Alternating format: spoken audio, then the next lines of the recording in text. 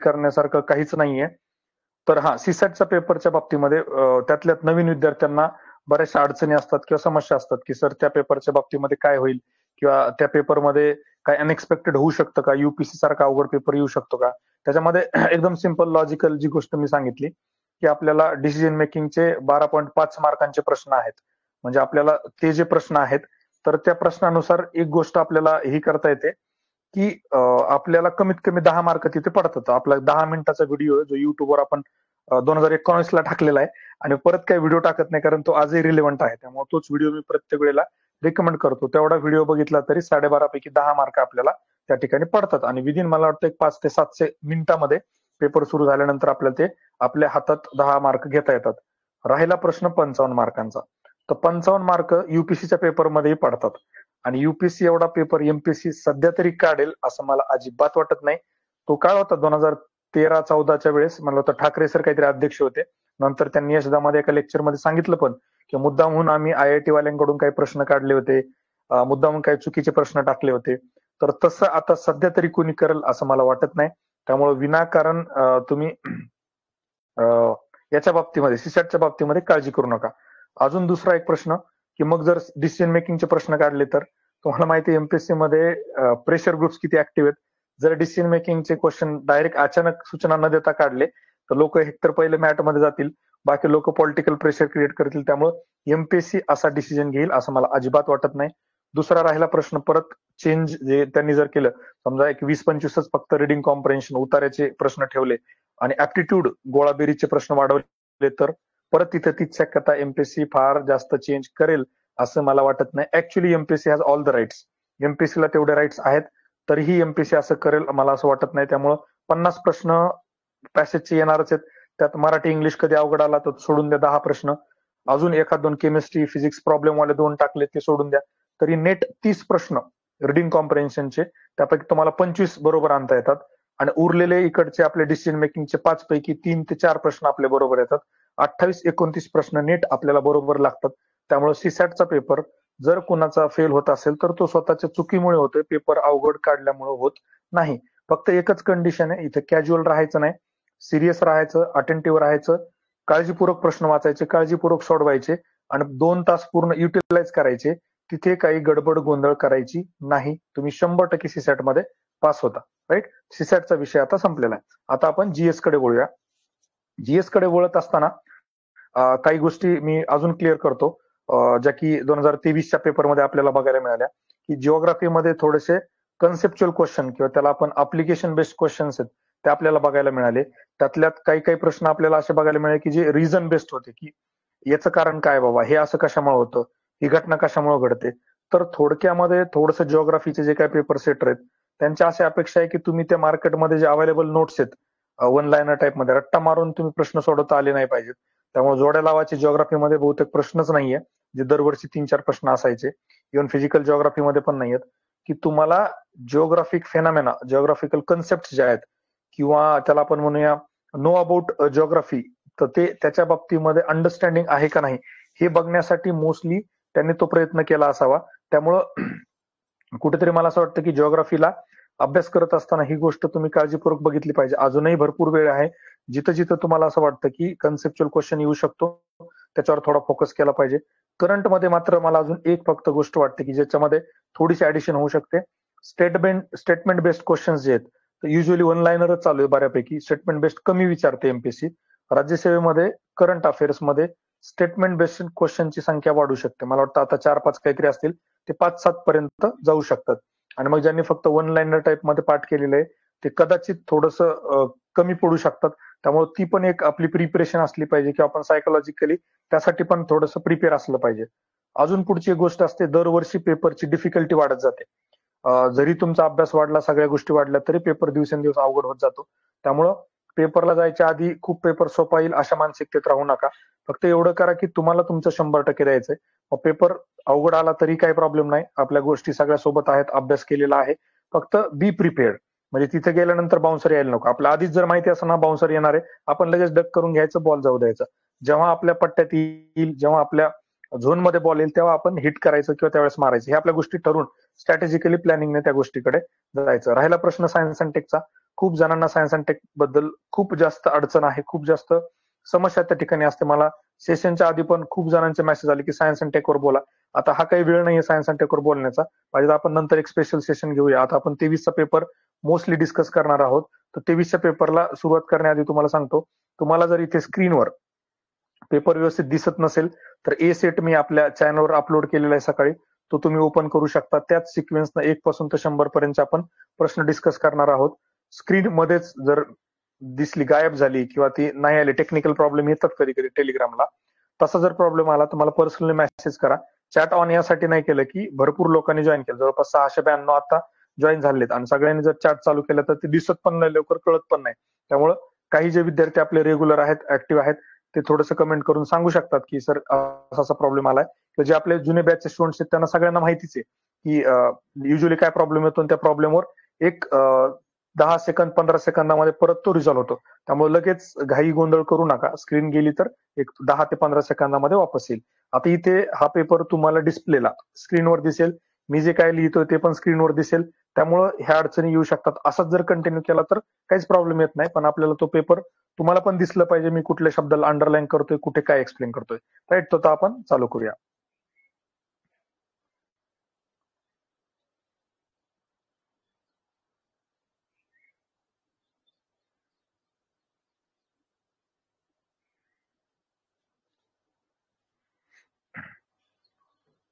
आता फक्त एक जण मला कोणीतरी सांगा की स्क्रीन दिसते का तुम्हाला?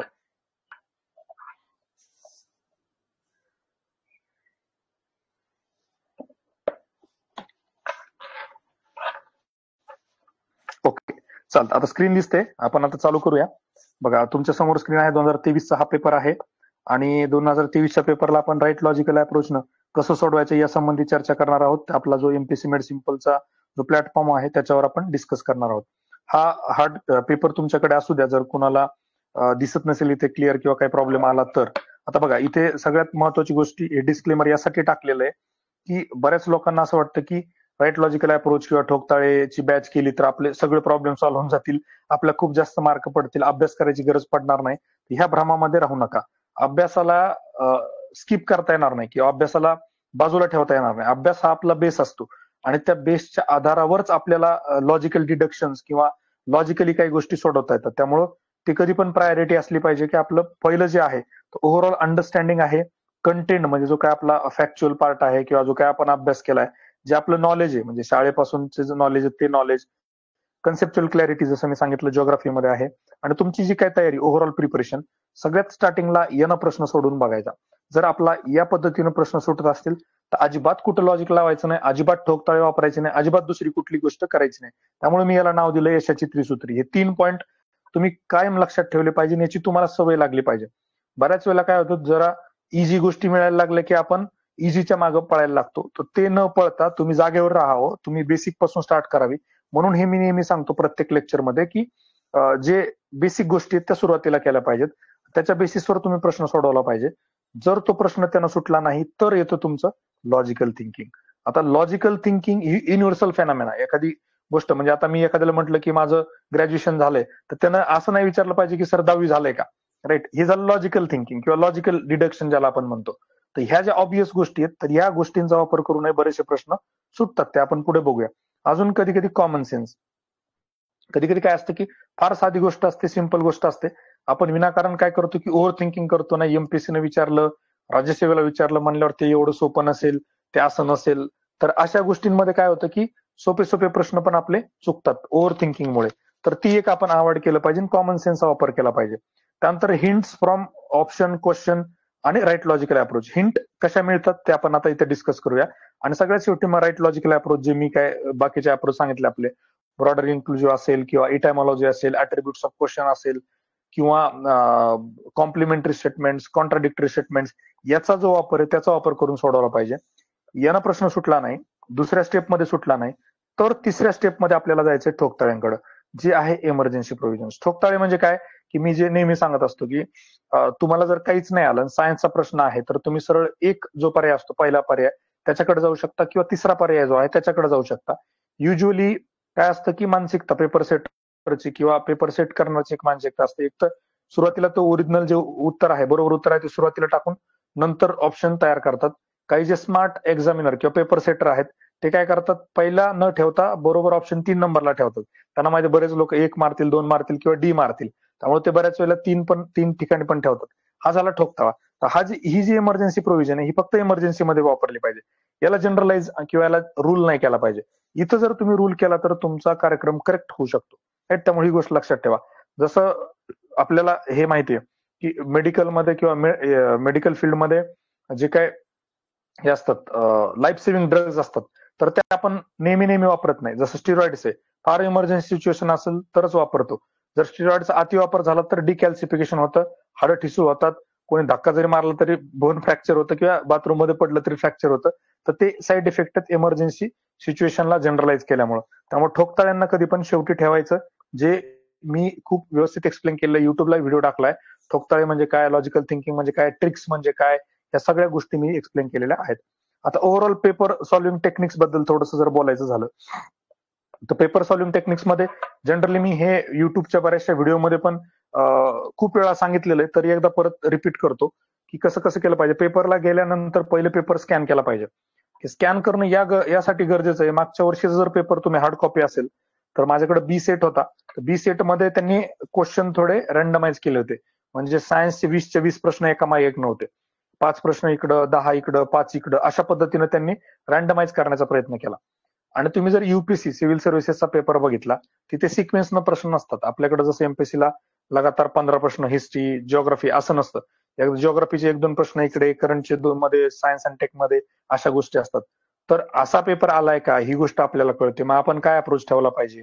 दुसरी गोष्ट, स्कॅन केल्यानंतर आपल्याला कळतं पेपर किती लेंदी आहे, कशा प्रकारचे प्रश्न आहेत, काही डायग्रामॅटिक प्रश्न आहेत का, जोड्या लावाचे किती प्रश्न आहेत, स्टेटमेंट बेस्ड किती प्रश्न आहेत.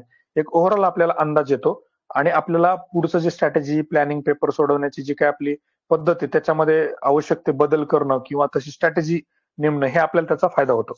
त्याच्यानंतर पुढची गोष्ट आहे start with your strong section. आता समजा मला माहिती आहे की माझं करंट खूप स्ट्रॉंग आहे, मग करंटनं स्टार्ट करायचं.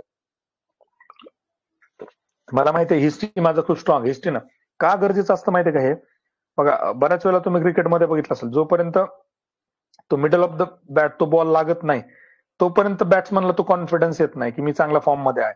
तसंच असतं, जोपर्यंत तुम्ही सुरुवातीचे काही प्रश्न सोडवत नाही आणि तुमच्या बरोबर येत नाही तोपर्यंत तुम्हाला कॉन्फिडन्स येत नाही. आणि जोपर्यंत कॉन्फिडन्स येत नाही ना तोपर्यंत तळ्यात मळ्यातले जे प्रश्न असतात किंवा 50-50 वाले ते तुमच्या फेवरमध्ये किंवा बरोबर येत नाहीत.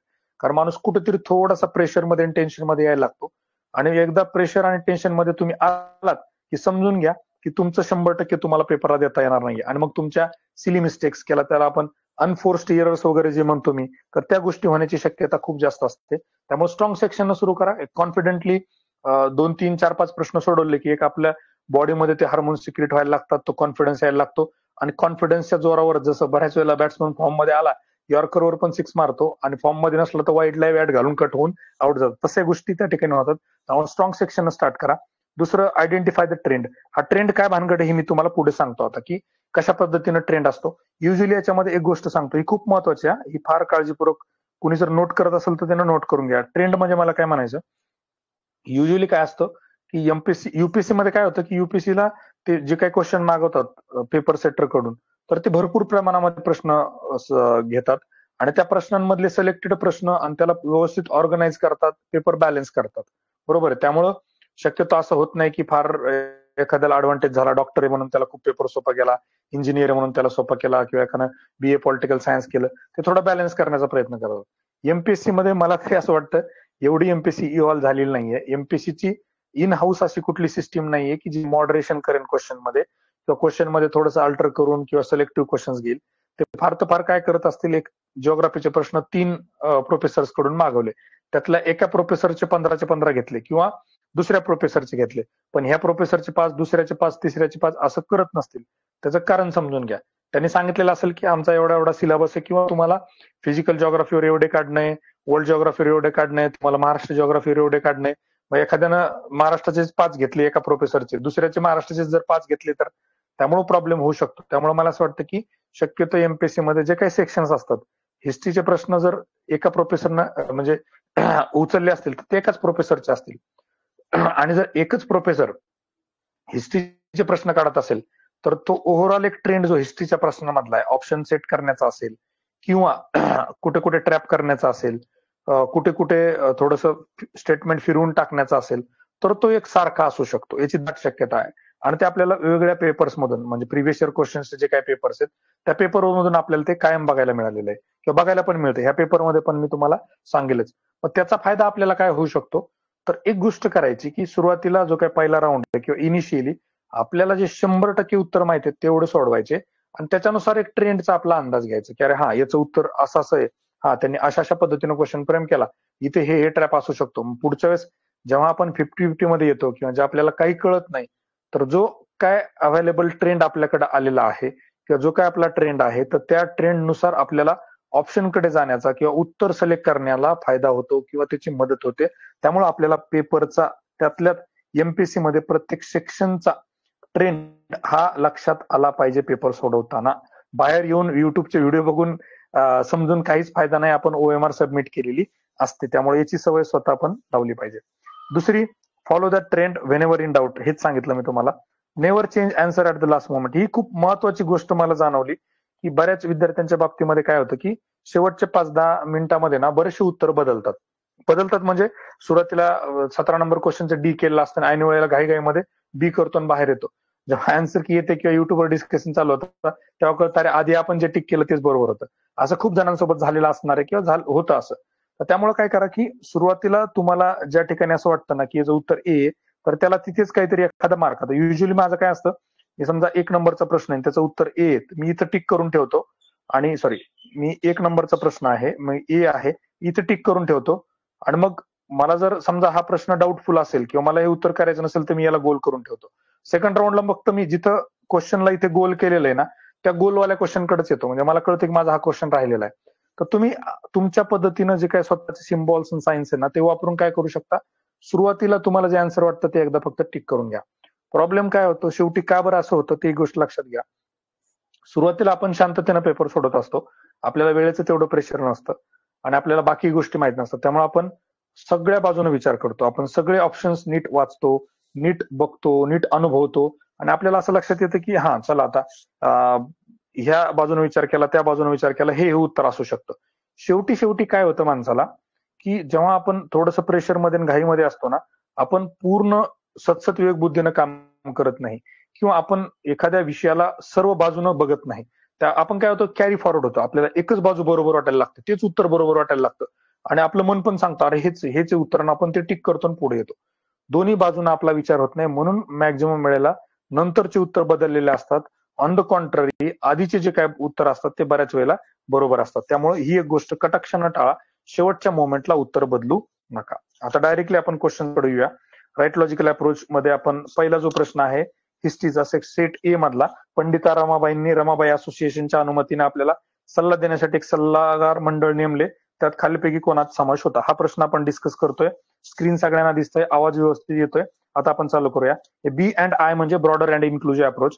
हा अप्रोच काय आपण हे बॅच मध्ये डिटेलमध्ये घेतलेलं आहे, आता इथे आपण ते एक्सप्लेन करणार आहे. फक्त ह्या अप्रोचनं हा प्रश्न कसा सोडवता येतो ते आपण बघूया. आता बघा खाली ऑप्शन काय दिले तर आपल्याला न्यायमूर्ती मगो Ranade, doctor R G Bhandarkar, न्यायमूर्ती के टी तेलंग आणि बापू हरी शिंदे हे 4 पर्याय आपल्याला दिलेत. आता काय करायचं, लगेच इथून उत्तर सोडवायची घाई नाही करायची, खाली आधी प्रश्नाकडे यायचं. आपल्याला इथे किती दिलेत, 4 कॉम्पोनंट्स दिलेत, बरोबर आहे. आता खाली बघा इथे 2, इथे 2, इथे 2 आणि इथे 3.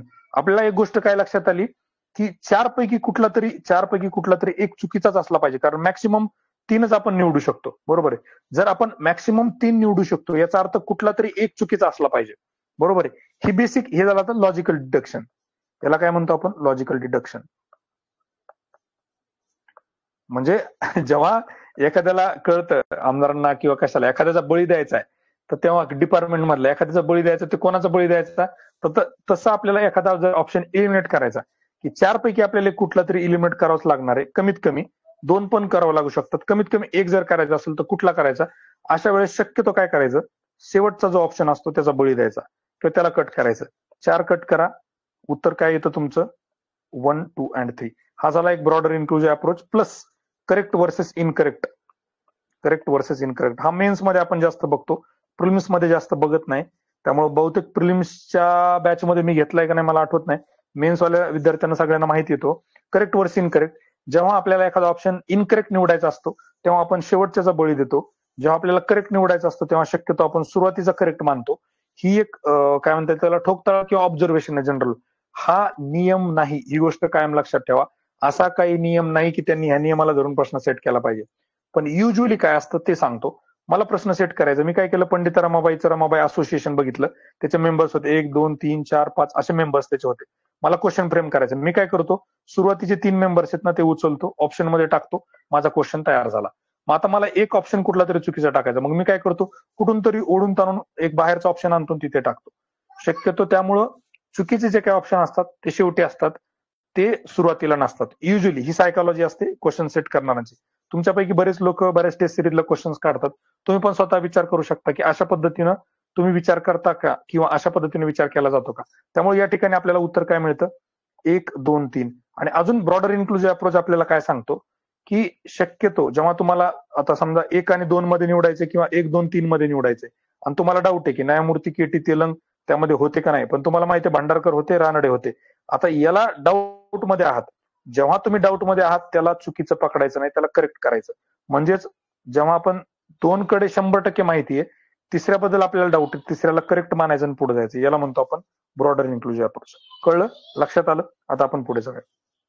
पुढचा प्रश्न बघा आता की इसवी सन 1918 साली मुंबईतील कामगारांना पीपल्स युनियन ही संघटना स्थापन करण्याचा उपदेश कोणी केला होता. आता परत इथे जे ब्रॉडर इन्क्लुझिव्ह अप्रोच आला ते काय बघू आपण. राजश्री शाहू महाराज, डॉक्टर बाबासाहेब आंबेडकर, नारायण मेघाजी लोखंडे, भाई माधवराव बागल. आता हे 4 पर्सनॅलिटी आपल्याला इथं बघायला मिळतात, बरोबर आहे. आता 4 पैकी एक कुठला तरी आपल्याला निवडायचा. अशा वेळेस काय करायचं की जी मोठी पर्सनॅलिटी असते, जी कर्तृत्ववान पर्सनॅलिटी असते, जिचं काय डोमेन, जे काम करण्याचं जे काही क्षेत्र आहे किंवा ज्या ठिकाणी त्यांनी काम केले हे मोठे असतात, ब्रॉड लेवलला असतात, किंवा त्याला आपण म्हणूया सर्वांगीण पद्धतीने त्यांनी काम केलेलं असतं, अशा व्यक्तीकडे जायचं. या ठिकाणी तुम्हाला एक गोष्ट लक्षात येईल की जे हे आहेत 4 नंबरचे ऑप्शन आहेत यांचं फार लिमिटेड आहे. म्हणजे मी तरी स्वतः जास्त काही वाचलेलं नाही. हा ऑप्शन तुम्ही इलिमिनेट करू शकता. नारायण मेघाजी लोखंडे जे आहेत यांचं बहुतेक लेबर रिलेटेड जास्त काम आहे, त्यामुळे तुम्ही यांना इथे इलिमिनेट करू शकता. उरले 2, डॉक्टर बाबासाहेब आंबेडकर किंवा शाहू महाराज, या 2 पैकी एक उत्तर असण्याचे चान्सेस खूप जास्त आहेत. आता याच्यामध्ये पण जर आपण 2 बघितलं, शाहू महाराज आणि आंबेडकर, आंबेडकर हे ऍज अ पर्सन खूप जास्त कार्य त्यांनी केलेलं आहे, पण यांच्याकडे अथॉरिटी खूप जास्त नव्हते. मेंबर ऑफ पार्लमेंट फार कमी वेळा राहिलेत किंवा त्यांच्याकडे पॉवर फार कमी होती. शाहू महाराजांकडे ऍज सच की ती पॉवर खूप जास्त होती, रूल मध्ये होते, एक प्रकारचे ते त्यावेळेसचे रुलिंग अथॉरिटी होते. त्यामुळे यांच्याकडे पॉवर जास्त असल्यामुळे ह्या दोघांमध्ये पण ही ब्रॉड जास्त पर्सनॅलिटी आपल्याला बघायला मिळते. डायरेक्टली तुम्ही ब्रॉडर इन्क्लुझिव्ह अप्रोच ना या पहिल्या ऑप्शनकडे जाऊ शकता. हा झाला एक अप्रोच. आता दुसरी एक गोष्ट बघा की साली मुंबईतील कामगार पीपल्स संघटना स्थापन करण्याचा उपदेश. आता बघा, उपदेश करणे, एखाद्याला सल्ला देणे, बरोबर आहे, एखाद्याला सल्ला देणे, उपदेश कोणी केला आणि एखाद्याने स्थापन केली. जर प्रश्न असा उपदेशच्या ऐवजी स्थापन कोणी केली, तर आपण पहिलं नाव गेलं असतं नारायण मेघाजी लोखंडे, कारण लेबरच्या रिलेटेड बरेचसे कामं केलेत यांनी. ती मेन जी ऑर्गनायझेशन आहे ती पण स्थापन केलेली आहे, बरोबर, हे पण आपल्याला बघायला मिळालं असतं, त्याच्यामुळे आपण याच्याकडे गेलो असतो. पण इथं उपदेश विचारलेला, राईट. भाई माधवराव बागल बद्दल जास्त माहित नाही, आपण डायरेक्टली इन्व्हेट करू शकतो. आंबेडकरांबद्दल इथं आपण काळजीपूर्वक बघितलं पाहिजे. पीपल्स युनियन हा शब्द जो आहे बहुतेक संभाजीनगरला, म्हणजे जे औरंगाबाद पूर्वीच आहे, त्या ठिकाणी पीपल्स युनियन्स नावानं आंबेडकरांच्या रिलेटेड काही शिक्षण संस्था पण आहेत. हा शब्द त्यांच्या रिलेटेड पण आहे बऱ्याच वेळेला. पण उपदेश देण्याचं काम आंबेडकर करू शकतात का शाहू महाराज? मला असं वाटतं जर आपण थोडा इतिहास बघितला आणि यांच्या पर्सनॅलिटीचा अभ्यास केला, शाहू महाराज उपदेश करण्याचं काम जास्त करण्याची प्रोबॅबिलिटी आहे. त्यामुळे पण शाहू महाराजांकडे आपल्याला जाता येतं. त्यामुळे इथे महत्वाचा शब्द होता उपदेश, स्थापना नाही. ज्यांनी घाईघाईमध्ये वाचलं आणि स्थापना वाचला, नारायण मेघाजी लोखंडेकडे पण जाऊ शकतात, त्या ठिकाणी ते चुकू शकतात. त्यामुळे उपदेश हा एक शब्द खूप महत्वाचा आहे. आणि ब्रॉडर इन्क्लुझिव्ह पर्सनॅलिटी जी आहे ती पण, आणि 1918ला हे पण बघू शकता त्यावेळेस जास्त कोण ऍक्टिव्ह होतं, मुंबईतील कामगार, मुंबईमध्ये, आणि त्याने उपदेश दिलेला आहे. या सगळ्या गोष्टीच्या अनुषंगाने आपल्याला उत्तरापर्यंत जाता येतं. त्याच्यामुळे याला चलितो चांतक आपण का म्हणत नाही, कारण याला एक बेस आहे, याला एक आधार आहे. आणि आपण आधार काय वापरतो, तर आपला अभ्यास, आपली अंडरस्टँडिंग, आपलं शाहू महाराजांबद्दलचा अभ्यास, आपला आंबेडकरांबद्दलचा अभ्यास, लोखंडेंबद्दलचा, भाऊ माधवराव बागल यांच्याबद्दलचा अभ्यास आपल्याला काही उत्तरापर्यंत जाण्यापर्यंत आणि काही ऑप्शन इलिमिनेट करण्यासाठी मदत करतो. हे कायम लक्षात ठेवा. राईट. आता पुढचा प्रश्न आपण बघूया. ब्राह्मणेतर पत्रकारितेची मुहूर्तमेढ रोवून चिपळूणकरांच्या महात्मा ज्योतिराव फुलेंवरील हल्ल्याचा बचाव आपल्या वृत्तपत्राद्वारे कोणी केला? म्हणजे थोडक्यात महात्मा ज्योतिबा फुले यांना फेवर कोणी केलं किंवा मदत कोणी केली, थोडक्यामध्ये हा प्रश्न आहे. खाली नाव बघा: नारायण मेघाजी लोखंडे, भाऊदाजी लाड, तुकाराम तात्या पडवळ आणि कृष्णाजी भालेकर. आता जर तुम्ही इथे जर एक गोष्ट बघितली, पत्रकारितेबद्दलची मुहूर्तमेढ रोवून चिपळूणकरांच्या, म्हणजे थोडक्यात वृत्तपत्राद्वारे कोणी केली? जो वृत्तपत्रा रिलेटेड असणार आहे. नारायण मेघाजी लोखंडे यांचं काय की लेबरचे असोसिएशन वगैरे जास्त आहे, ही पर्सनॅलिटी आपल्याला इथं. भाऊदाजी लाड बहुतेक हे डॉक्टर आहेत, डॉक्टरांनी ह्या बाबतीमध्ये तरी पत्रकारितेबद्दल यांचं जास्त काम नाही, हे पर्सनॅलिटी आपण इथे इलिमिनेट करू शकतो. राहिले दोन: तुकाराम तात्या पडवळ आणि कृष्णाजी भालेकर. या दोन पैकी एक उत्तर असण्याचे चान्सेस खूप जास्त आहेत. आपल्याला लगेच लक्षात येईल की या दोन पैकी एक उत्तर असू शकतं. मग आता अजून जर आपण पुढे जाऊन बघितलं तर महात्मा ज्योतिराव फुलेंच्या जवळजवळ किंवा जेव्हा आपण त्यांचा साज समाज सुधारक म्हणून अभ्यास करतो तेव्हा आपल्याला जास्त फेमस किंवा दोन मधलं जास्त माहित असलेलं नाव दिसतं आपल्याला कृष्णाजी भालेकर.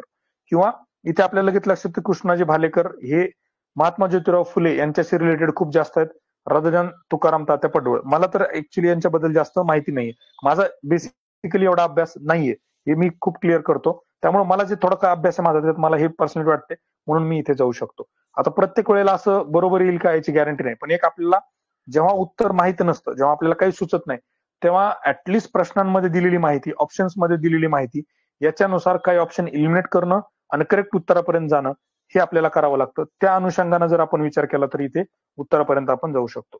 आता पुढचा प्रश्न बघा: मलावी कागनिमित्र या प्राचीन नाटकात कोणत्या दोन राजघराण्याच्या वैवाहिक संबंधावर प्रकाश पडतो? बघा, हे इतकं फ्रेमिंग आहे ना, प्रकाश पाडतो पाहिजे होतं किंवा टाकतो वगैरे असा शब्द पाहिजे होता. इंग्लिशमध्ये बघा किती correct. In on which of the following matrimonial relationship between two royal families ancient drama Malavikagnimitra throws light. बघा, हा क्वेश्चन ओरिजिनली इंग्लिश मधून घेतलाय आणि हा ट्रान्सलेट केलाय मराठीमध्ये. हे आपल्याला ग्रामरच्या ट्रान्सलेशन वरून कळतं. त्यामुळं बऱ्याच वेळेला जिथं जिथं डाऊट असेल ना तिथं इंग्लिश मधलं रेफर केलेलं कधीही चांगलं. आता बघा इथे काय: Shunga and Vidarbha, Yajnasena family, Gupta and Vakataka, त्यानंतर शकाजन सातवाहना, चालुक्य अँड वर्धना. आता बघा इथे आपल्याला दोन गोष्टी बघायला मिळतात, ज्याच्यामध्ये मलावी कागनिमित्र हे दोन शब्द होतात, हे तर सगळ्यांना लॉजिक माहिती आहे, पण ऑप्शन पण दोन दोन दिलेलेच आहेत त्यांनी, राईट. गुप्ता वाकाटाका, शका सातवाहना. आता इथे अजून फक्त एक थोडा एलसीएम अप्रोच जर तुम्ही विचार केला ना तर सारखे सारखे नावं त्यांनी मुद्दाम टाकण्याचा प्रयत्न केला, विदर्भ आणि वर्धना. थोडंसं घाईघाईमध्ये वाचलं तर विदर्भाला वर्धना, वर्धनाला विदर्भ होऊ शकतं शेवटच्या 2-3 मिनिटात, 5 मिनिटात. त्यामुळे शक्यता काय एलसीएम न या दोन पैकी एक असण्याची शक्यता खूप जास्त, एक तर एक असेल किंवा 4 असेल. आणि मी तुम्हाला आधी पण सांगितलं की जेव्हा जेव्हा आपल्याला दोन पैकी एक निवडायचा आहे आणि करेक्ट वर्सेस इनकरेक्ट हा मेन्स मध्ये खूप जास्त चालतो, प्रिलिम्स मध्ये चालत नाही, तरीही करेक्ट वर्सेस इनकरेक्ट मध्ये आपण पहिल्याकडे जास्त जातो. त्यामुळे एलसीएम आणि करेक्ट वर्सेस इनकरेक्ट दोघांचा वापर केला तर एक हे उत्तर येतं. हा झाला तुमचा एक काय म्हणता त्याला ठोकताळा किंवा अप्रोच म्हणूया.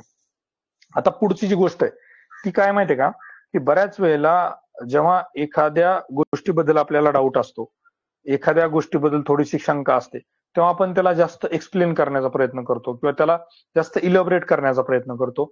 आणि असंच ह्या बाबतीमध्ये होतं. म्हणजे एखादं जर म्हटलं ना की आता बऱ्याच लोकांना माहित नाही, अरे ते काकडे सरांचं लेक्चर आहे, तर कोणते काकडे सर? ते मेड सिम्पल वाले काकडे सर. तुम्ही काय करता, मेड सिम्पल वाले, बरोबर आहे. मग तुम्ही लक्षात येतं की अरे हा, ह्या काकडे सरांबद्दल हा बोलतोय. कदाचित मार्केटमध्ये अजून कोणी काकडे असेल मला माहित नाही, पण अजित नावाचं कोणतरी आहे वाटतं. कुठले अजित सर? तर ते अजित काकडे सर किंवा मेड सिम्पल वाले काकडे सर. तर तसं इथे पण त्यांनी काय केलं, शुंगा आणि विदर्भ जे याच्याबद्दल थोडंसं अजून ब्रॅकेटमध्ये इन्फॉर्मेशन देऊन त्याला स्पेसिफाय केलं, त्याला थोडं अजून इलॅबोरेट केलं. यज्ञसेन घराण्याबद्दल बोलतायत म्हणून उत्तर परत काय येऊ शकतं, एक येऊ शकतं. परत सांगतो, हा काही नियम नाही किंवा हा रूल नाही. जर तुम्ही 10 ठिकाणी असं बघितलं तर त्यातल्या ऑलमोस्ट 6 ते 7 ठिकाणी ब्रॅकेट मधली इन्फॉर्मेशन करेक्ट असते. त्याचं कारणही तुम्हाला मी तेच सांगितलं की एखादा ऑप्शन जेव्हा करेक्ट असतो तेव्हा एक्झामिनर किंवा पेपर सेटर त्याची मानसिकता असते की त्या प्रश्नामध्ये काही चूक निघू नये. हा चुकीचा झाला काही प्रॉब्लेम नाही, हा चुकीचा झाला. कोर्टामध्ये जरी गेले, कोणी मॅटमध्ये गेलं, हा जर प्रश्न बरोबर असेल, इथं जरी चुकला, इथं जरी चुकला, तो म्हणेल हा तर बरोबर होता ना, तुम्ही हा उत्तर टिक करायला पाहिजे होतं. कोर्टामध्ये हे आर्ग्युमेंट चालतं. त्यामुळे एक्झामिनर पण काय करतो की जे करेक्ट आन्सर आहे त्याला फुल प्रूफ करतो, त्याला अॅक्युरेट करण्याचा प्रयत्न करतो आणि त्या अॅक्युरेट करण्याच्या नादात तो ऍडिशनल माहिती देतो आणि त्या ऍडिशनल माहितीमधून आपल्याला एक हिंट मिळते आणि आपल्या उत्तरापर्यंत जाता येतं. आता पुढचा प्रश्न बघा, वैदिक काळात व्यापारात विनिमयाचे माध्यम काय होते?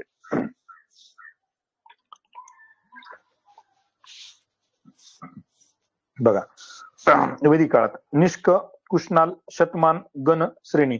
आता इथे पण आहे ना बघा, ज्यांचं ग्रामर खूप चांगल्या पद्धतीचं आहे किंवा ज्यांचं ग्रामरवर थोडासा व्याकरणावर थोडं प्रभुत्व आहे ना, त्यांना शब्दांच्या जाती, मी हे खूप वेळा ग्रामरच्या अप्रोच बॅच मध्ये पण सांगितलं की रूट आणि ओरिजिन जर शब्दांचं तुम्हाला कळायला लागलं ना, अर्ध काम तिथं झालेलं असतं. कुठला शब्द ओरिजिन कशापासून आलाय, त्याला सफिक्स काय लागलाय, प्रिफिक्स काय लागलाय, कुठल्या सफिक्सनं काय अर्थ निघतो, कुठल्या प्रिफिक्सनं काय अर्थ निघतो. त्यानंतर अजून दुसरी गोष्ट की शब्दाचा जात कुठली आहे, हा नाऊन आहे, हा वर्ब आहे, ऍडवर्ब आहे, ऍडजेक्टिव्ह आहे. कारण शब्दाच्या जातीवरून त्याचा कार्य किंवा त्याची आपल्याला काय त्याला डोमेन किंवा त्याला म्हणतो आपण त्याचं मेन सब्जेक्ट मॅटर आपल्याला कळत असतो आणि मग त्याच्यानुसार पण आपल्या इथं कळतं. बघा, श्रेणी शक्यतो काय असते की आपण म्हणतो एखाद्या ग्रेडिंग करतोय किंवा श्रेणी द्या, कुठल्या श्रेणीमध्ये, ए श्रेणीमध्ये पास झालो, बी श्रेणीमध्ये पास झालो, तर हा श्रेणी हा कशाबद्दल वापरतो आपण शक्यतो त्या म्हणजे क्लासिफिकेशन मध्ये किंवा एक सिक्वेन्स ऑर्डरिंग मध्ये वापरतो. इथं शक्यतो श्रेणी येणार की मीडियम बद्दल बोलतायत, तर श्रेणी आणि मीडियम हे कॉन्ट्राडिक्ट करतात. इथे तुम्हाला लगेच लक्षात आलं की हा नाहीये, हा नाहीये, उरले दोनच, 2, 3, 4 किंवा 1, 2, 3 हे दोन पर्याय आपले उरले. बघा, 2, 3, 4 आणि 1, 2, 3 ह्या दोन पर्याय आपल्याकडे उरलेत आणि मग दोन पर्यायामध्ये आपल्याला कुठला तरी एक पर्याय निवडायचा. अशा ठिकाणी परत तुम्ही काय करू शकता की 1, 2, 3 मी जसं लॉजिक सांगितलं की आपल्याला कळलं की कुठले तरी दोन चुकीचे आपल्याला मानायचे, बरोबर, कुठले तरी दोन चुकीचे मानायचे, तर मग आपण काय करतो, करेक्ट वर्सेस इनकरेक्ट मध्ये शेवटचे चुकीचे मानतो, पहिले बरोबर मानतो, आपण उत्तरापर्यंत पोहोचू शकतो. राईट, इथे आपल्याला उत्तर काय मिळतं, 1. हा झाला एक भाग. दुसरा, आता बघा इथं आपल्याला दिलेत 5, बरोबर आहे, आणि पर्यायामध्ये मॅक्स आपल्याला मिळतात 4. म्हणजे आपल्याला एक गोष्ट कळली पाहिजे की 5 पैकी एक कुठला तरी 100% चूक आहे. मग कशाचा बळी द्यायचा, शक्यतो श्रेणीचा बळी देऊन टाका. 50% तर तुम्ही इथपर्यंत आलात. राईट, राहिला प्रश्न परत 50-50चा. परत तिथे whenever you are in doubt, काहीच कळत नाहीये, काहीच आपल्याला माहित नाही, याच्याबद्दल अभ्यास केलेला नाहीये, सरळ 1, 2, 3 पहिले 3 करेक्ट माना, पुढे चला. राईट, तरीही उत्तर येतं. आता दुसरी गोष्ट जी आहे, इथे ब्रॉडर आणि इन्क्लुझिव्ह अप्रोचनं काय केलं पाहिजे, मी सांगितलं की जेव्हा तुम्हाला 1 आणि 3 मध्ये निवडायचंय तेव्हा तुम्ही ब्रॉडर इन्क्लुझिव्ह जास्त वाल्या पर्यायाकडे जातात. या ठिकाणी जर तुम्ही जास्त पर्यायाकडे गेलात तर तुमचं उत्तर चुकतं. त्यामुळे मी इथं म्हटलं ब्रॉडर आणि इन्क्लुझिव्ह अप्रोचचं ते काय लिमिटेशन आहे. ब्रॉडर आणि इन्क्लुझिव्ह जर गेलात तर उत्तर चुकतं. पण मात्र तुम्हाला बेसिक गोष्ट जी मी सांगितली की तुम्हाला एक गोष्ट जर लक्षात आली तर याचा जर तुम्ही बळी दिला तर हे उत्तर जातं, हे उत्तर जातं, मग उरतात 2 मध्ये परत 1 पर्यंत जाता येतं. म्हणजे कधी कधी फक्त एका अप्रोच, कारण ते नियम नाही आहेत, रूल नाही आहेत ग्रामर सारखे, हे फक्त लॉजिकल काही गोष्टी आहेत, काही हिंट आहेत, तर त्याच्यानुसार आपल्याला डिसिजन घ्यावे लागतात. कधी कधी एका प्रश्नाला 2-2, 3-3 गोष्टी वापरून आपल्याला उत्तरापर्यंत जाता येतं. आता पुढचं बघा, आता सेतू माधवराव पगडी यांच्या मते नाथपंथातील कोणत्या संताने शाह रमजान हे नाव धारण करून सुफी संत निजामुद्दीन यांच्याकडून इस्लाम धर्माची दीक्षा घेतली? हे महाराष्ट्राच्या संस्कृती इतिहासातील एक गुढ आहे. आता हे इतिहासातील एक गुढ आहे, इथं काही जास्त हिंट आपल्याला मिळत नाही. गोरखनाथ, गहिनीनाथ, जालंधरनाथ, कानिफनाथ, चारही नाव आपल्याला सारखे वाटतात. अशा ठिकाणी डायरेक्टली तुम्ही एक काय रिस्क घेऊ शकता, सरळ गोरखनाथकडे जाऊ शकता, ही एक पॉसिबिलिटी आहे. उत्तर या ठिकाणी ते चुकेल. पण अशा ठिकाणी अजून एक थोडीशी गोष्ट काय करू शकता की 4 पर्सनॅलिटी दिलेल्या आहेत आणि 4 मध्ये आपल्याला असं लक्षात येईल एक पर्सनॅलिटी थोडीशी फेमस आहे. म्हणजे तुम्ही रसवंतीचे बरेचसे स्टॉल जर बघितले, मला वाटतं कानिफनाथांचा तिथं फोटो लावलेला असतो, बरेच लोक पूजा करतात. म्हणजे आपल्या डे टू डे लाईफ मध्ये आपण चर्चेत असलेले जर कुठलं यापैकी एक देव म्हणा किंवा ते व्यक्तित्व म्हणा हे जर बघितलं आपण तर ते आहेत कानिफनाथ. त्यामुळे या ठिकाणी काही लोकांनी त्या पद्धतीने गेले, त्यांचं उत्तर बरोबर आलं. मॅक्झिमम लोकांनी एक केलं असणार आहे, ते पण उत्तर चुकलं. त्यामुळे ही गोष्ट अजून एक लक्षात घ्या, हे फुल प्रूफ 100% नाहीये. हा, लॉजिकली ज्या थिंकिंग असते ना ज्या गोष्टी, त्या 100% बरोबरच येतात. पण जिथं ठोकताळ्यांचा प्रश्न येतो त्या ठिकाणी कधी कधी उत्तर चुकू शकतो, पण त्याची प्रॉबिलिटी फार कमी. जसं मी सांगितलं 6 ते 7 आउट ऑफ 10 तुम्ही मॅक्झिमम वेळा बरोबरच येणार. म्हणजे तुम्ही जर 10 प्रश्न सोडवले, जर तुम्ही 100 प्रश्न सोडवले तर तुमचे 60 ते 70 प्रश्न असे बरोबर येऊ शकतात. पण 60 ते 70 प्रश्न लॉजिकली किंवा ठोकताळ्यानं सुटत नसतात. मॅक्स मी जे सांगतो साधारण एक 20 ते 25 प्रश्न तुम्ही सोडू शकता.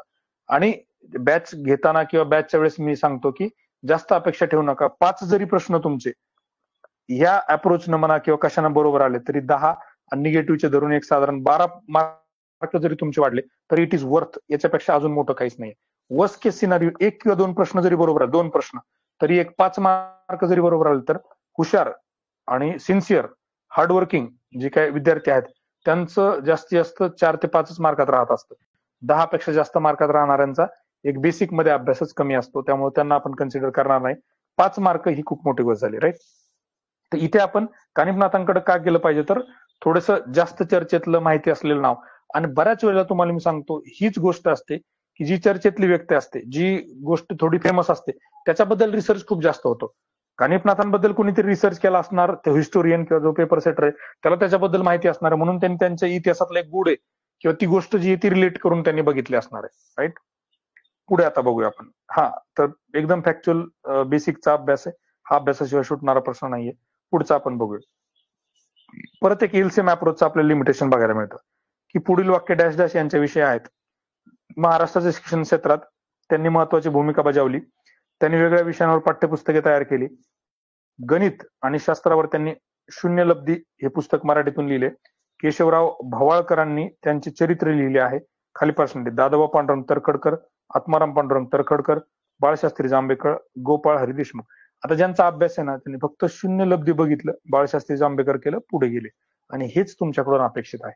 इथे तुम्ही बाकी डोकं लावायचं नाही. पण आता बरेचसे नवीन जे विद्यार्थी आहेत किंवा युपीएससी एमपीएससी वर आले, त्यांचा त्यातला इतिहास आणि समाज सुधारक तेवढे स्ट्रॉंग नसतात. मग त्या लोकांनी काय केलं पाहिजे? बघा, 2 गोष्टी सारख्या दिसतात. दादोबा आत्माराम काढले तर पांडुरंग तरखडकर, हे झाला एलसीएम, कॉमन मिनिमम. दोन्ही गोष्टी कॉमन आहेत, त्यातला आपण कॉमन मिनिमम काढतो. कॉमन मिनिमम मधलं मग आपण काय करतो, काहीच नाही कळलं तर 2 मधलं पहिलं करेक्ट मारतो. पण इथे काय होतं, ते आपलं उत्तर चुकतं. परत आपल्याला काय बघायला मिळालं? एलसीएमचं लिमिटेशन. इथे काय अपेक्षित होतं? ऍक्च्युअली शून्यलब्धी बघितलं की बाळशास्त्री जांभेकर, विषय संपला, राईट. पुढे बघा, आता हे पण अभ्यासाचा भाग आहे. हा, हे बघा, आता पुढचा जो प्रश्न आहे, दांडी यात्रेचा उल्लेख रामाचा लंकेवरील ऐतिहासिक मोर्चा असे कोणी केला? पंडित मोतीलाल नेहरू, डी.जी. तेंडुलकर, पी.सी. रे, डी.पी. मिश्रा, शंकरराव देव, ग. वी. केतकर, आप्पासाहेब पटवर्धन, सुहासिनी नांबियार. आता हे 4 नाव आहेत. आता 4 नावांमध्ये आपल्याला काहीच कळत नाही किंवा हे बऱ्याच लोकांना माहितीही नव्हतं दांडी यात्रेबद्दल असं कोणी काय बोललेलं आहे. आणि हा, दुसरी गोष्ट, हिस्ट्रीच्या बाबतीमध्ये अजून एक मला जी शक्यता वाटते की कुठेतरी स्टेटमेंट बेस्ड अशा प्रकारचे जे काय क्वेश्चन्स आहेत त्याचं प्रमाण पण जास्त बघायला मिळू शकतं. मागचा एक प्रश्न होता, पुढच्या 24 मध्ये मे बी 2-3 प्रश्न आपल्याला बघायला मिळू शकतात. जसं लोकमान्य टिळकांचे खूप प्रसिद्ध वाक्य आहेत, त्यांनी प्रत्येक ऍक्ट आल्यानंतर की बैल दिलान म्हणे दूध काढा, जनाब दिल्ली अभी दूर है, त्याच्यानंतर सूर्य उजाडले पण सूर्य कुठे आहे, असे खूप सारे लेख त्यांनी लिहिलेले आहेत किंवा त्यांचे असे फेमस वाक्य आहेत, कोट्स आहेत. किंवा मग बिनचाकाचे इंजिन, गांधींनी काही गोष्टीबद्दल बोललेलं आहे. Storm in a cup T, storm in a cup of T असं काहीतरी एक मॉर्ले मिंटो का कुणाचं तरी वाक्य आहे, ते वाक्य आहे. असे बरेचसे जे फेमस हिस्ट्री मधले वाक्य आहेत ना, ते पण एकदा जस्ट बघून घ्या, त्याच्यावर पण एखाद दुसरा प्रश्न येऊ शकतो. अशा प्रश्नांमध्ये जर आपल्याला माहित नसेल तर काय करायचं? सरळ एक बेसिक गोष्ट येते, यातली ब्रॉडर पर्सनॅलिटी बघायची. जी मोठी व्यक्ती त्या काळामध्ये ऍक्टिव्ह असेल किंवा दांडी यात्राच्या वेळेस ज्यांनी बोललेलं असण्याची शक्यता असते अशी. आता याच्यात जर बघितलं, पंडित मोतीलाल नेहरू जे आहेत हे थोडेसे ब्रॉडर पर्सनॅलिटी त्यावेळेस ऍक्टिव्ह होते. जोपर्यंत पंडित जवाहरलाल नेहरू आले नाही तोपर्यंत मोतीलाल नेहरू ऍक्टिव्ह होते. त्यामुळे आपल्याला ही एक ब्रॉडर पर्सनॅलिटी बघायला मिळते. डायरेक्टली आपण एक उत्तराकडे जाऊ शकतो. पी.सी. रेनचं आपल्याला ते केमिकल फॅक्टरी, केमिकलचं काहीतरी त्यांनी इंडस्ट्री वगैरे चालू केली, थोडं लिमिटेड नाव आहे. शंकरराव देव मला वाटतं हे आपले मराठवाडा मुक्ती संग्राम किंवा महाराष्ट्राची जी चळवळ आहे त्याच्या रिलेटेड व्यक्ती, त्यामुळे हे पण इथे येणार नाहीत. आप्पासाहेब पटवर्धन मला वाटतं ते पण नंतरचे आहेत. ह्यावेळेस दांडी मार्चच्या वेळेस एवढे काही ऍक्टिव्ह किंवा त्या रिलेटेड वाटत नाहीत. As compare to 4 option, Pandit Motilal Nehru हे ब्रॉडर, इन्क्लुझिव्ह आणि मोठी पर्सनॅलिटी वाटते, त्यामुळे इथं उत्तर मोतीलाल नेहरू येण्याचे चान्सेस काय आहेत? खूप जास्त आहेत. पुढे बघा, आता धर्माची राजकारणापासून फारकत घेतली, सती जाणाऱ्या सूर स्त्रियांबाबत अलिप्ततेचे धोरण स्वीकारले, बालविवाह थांबविणे व विधवा विवाहाला उत्तेजन दिले, सामाजिक कायद्याबाबत अंतिम निर्णय आपला असल्याचा दावा केला, बाबर, अकबर, हुमायून, औरंगजेब. आता हे 4 पर्सनॅलिटी आहेत. समजा तुमचा मिडावल एन्शियंट हिस्ट्रीचा काय अभ्यास नाहीये की तुम्हाला यातलं काही कळत नाही. आता बऱ्याचशा लोकांचा हा खूप बेसिक प्रश्न आहे, म्हणजे एवढं तर कोणी पण सांगणारच आहे, राईट. आवाज थोडा थांबून येतोय का? ठीक आहे, बघतो मी अजून त्याच्याबद्दल कुणाला. बहुतेक मे बी तुमच्या नेटवर्कचा इश्यू आहे का एकदा बघा, कारण बाकी तर कोणी तसं बोलत नाही आवाज थांबून येतोय का.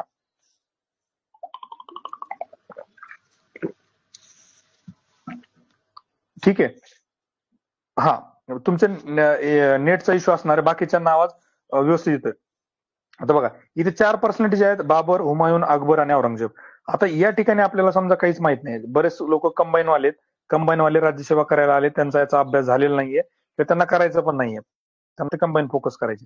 मग त्या ठिकाणी काय केलं पाहिजे, आपल्याला जनरल एवढी गोष्ट फक्त माहिती पाहिजे. या 4 पर्सनॅलिटीमध्ये बाबरचाही कार्यकाळ चांगला आहे पण खूप फेमस नाहीये. हुमायून तर कन्सिडरच करू नका. औरंगजेब आहे पण तो निगेटिव्ह मध्ये खूप जास्त फेमस आहे. अकबर आहे जो पॉझिटिव्ह साठी खूप फेमस आहे. एक तर 4 पैकी मोठी पर्सनॅलिटी अकबरच आहे, ब्रॉडर इन्क्लुझिव्ह पर्सनॅलिटी अकबरच आहे, पहिली गोष्ट.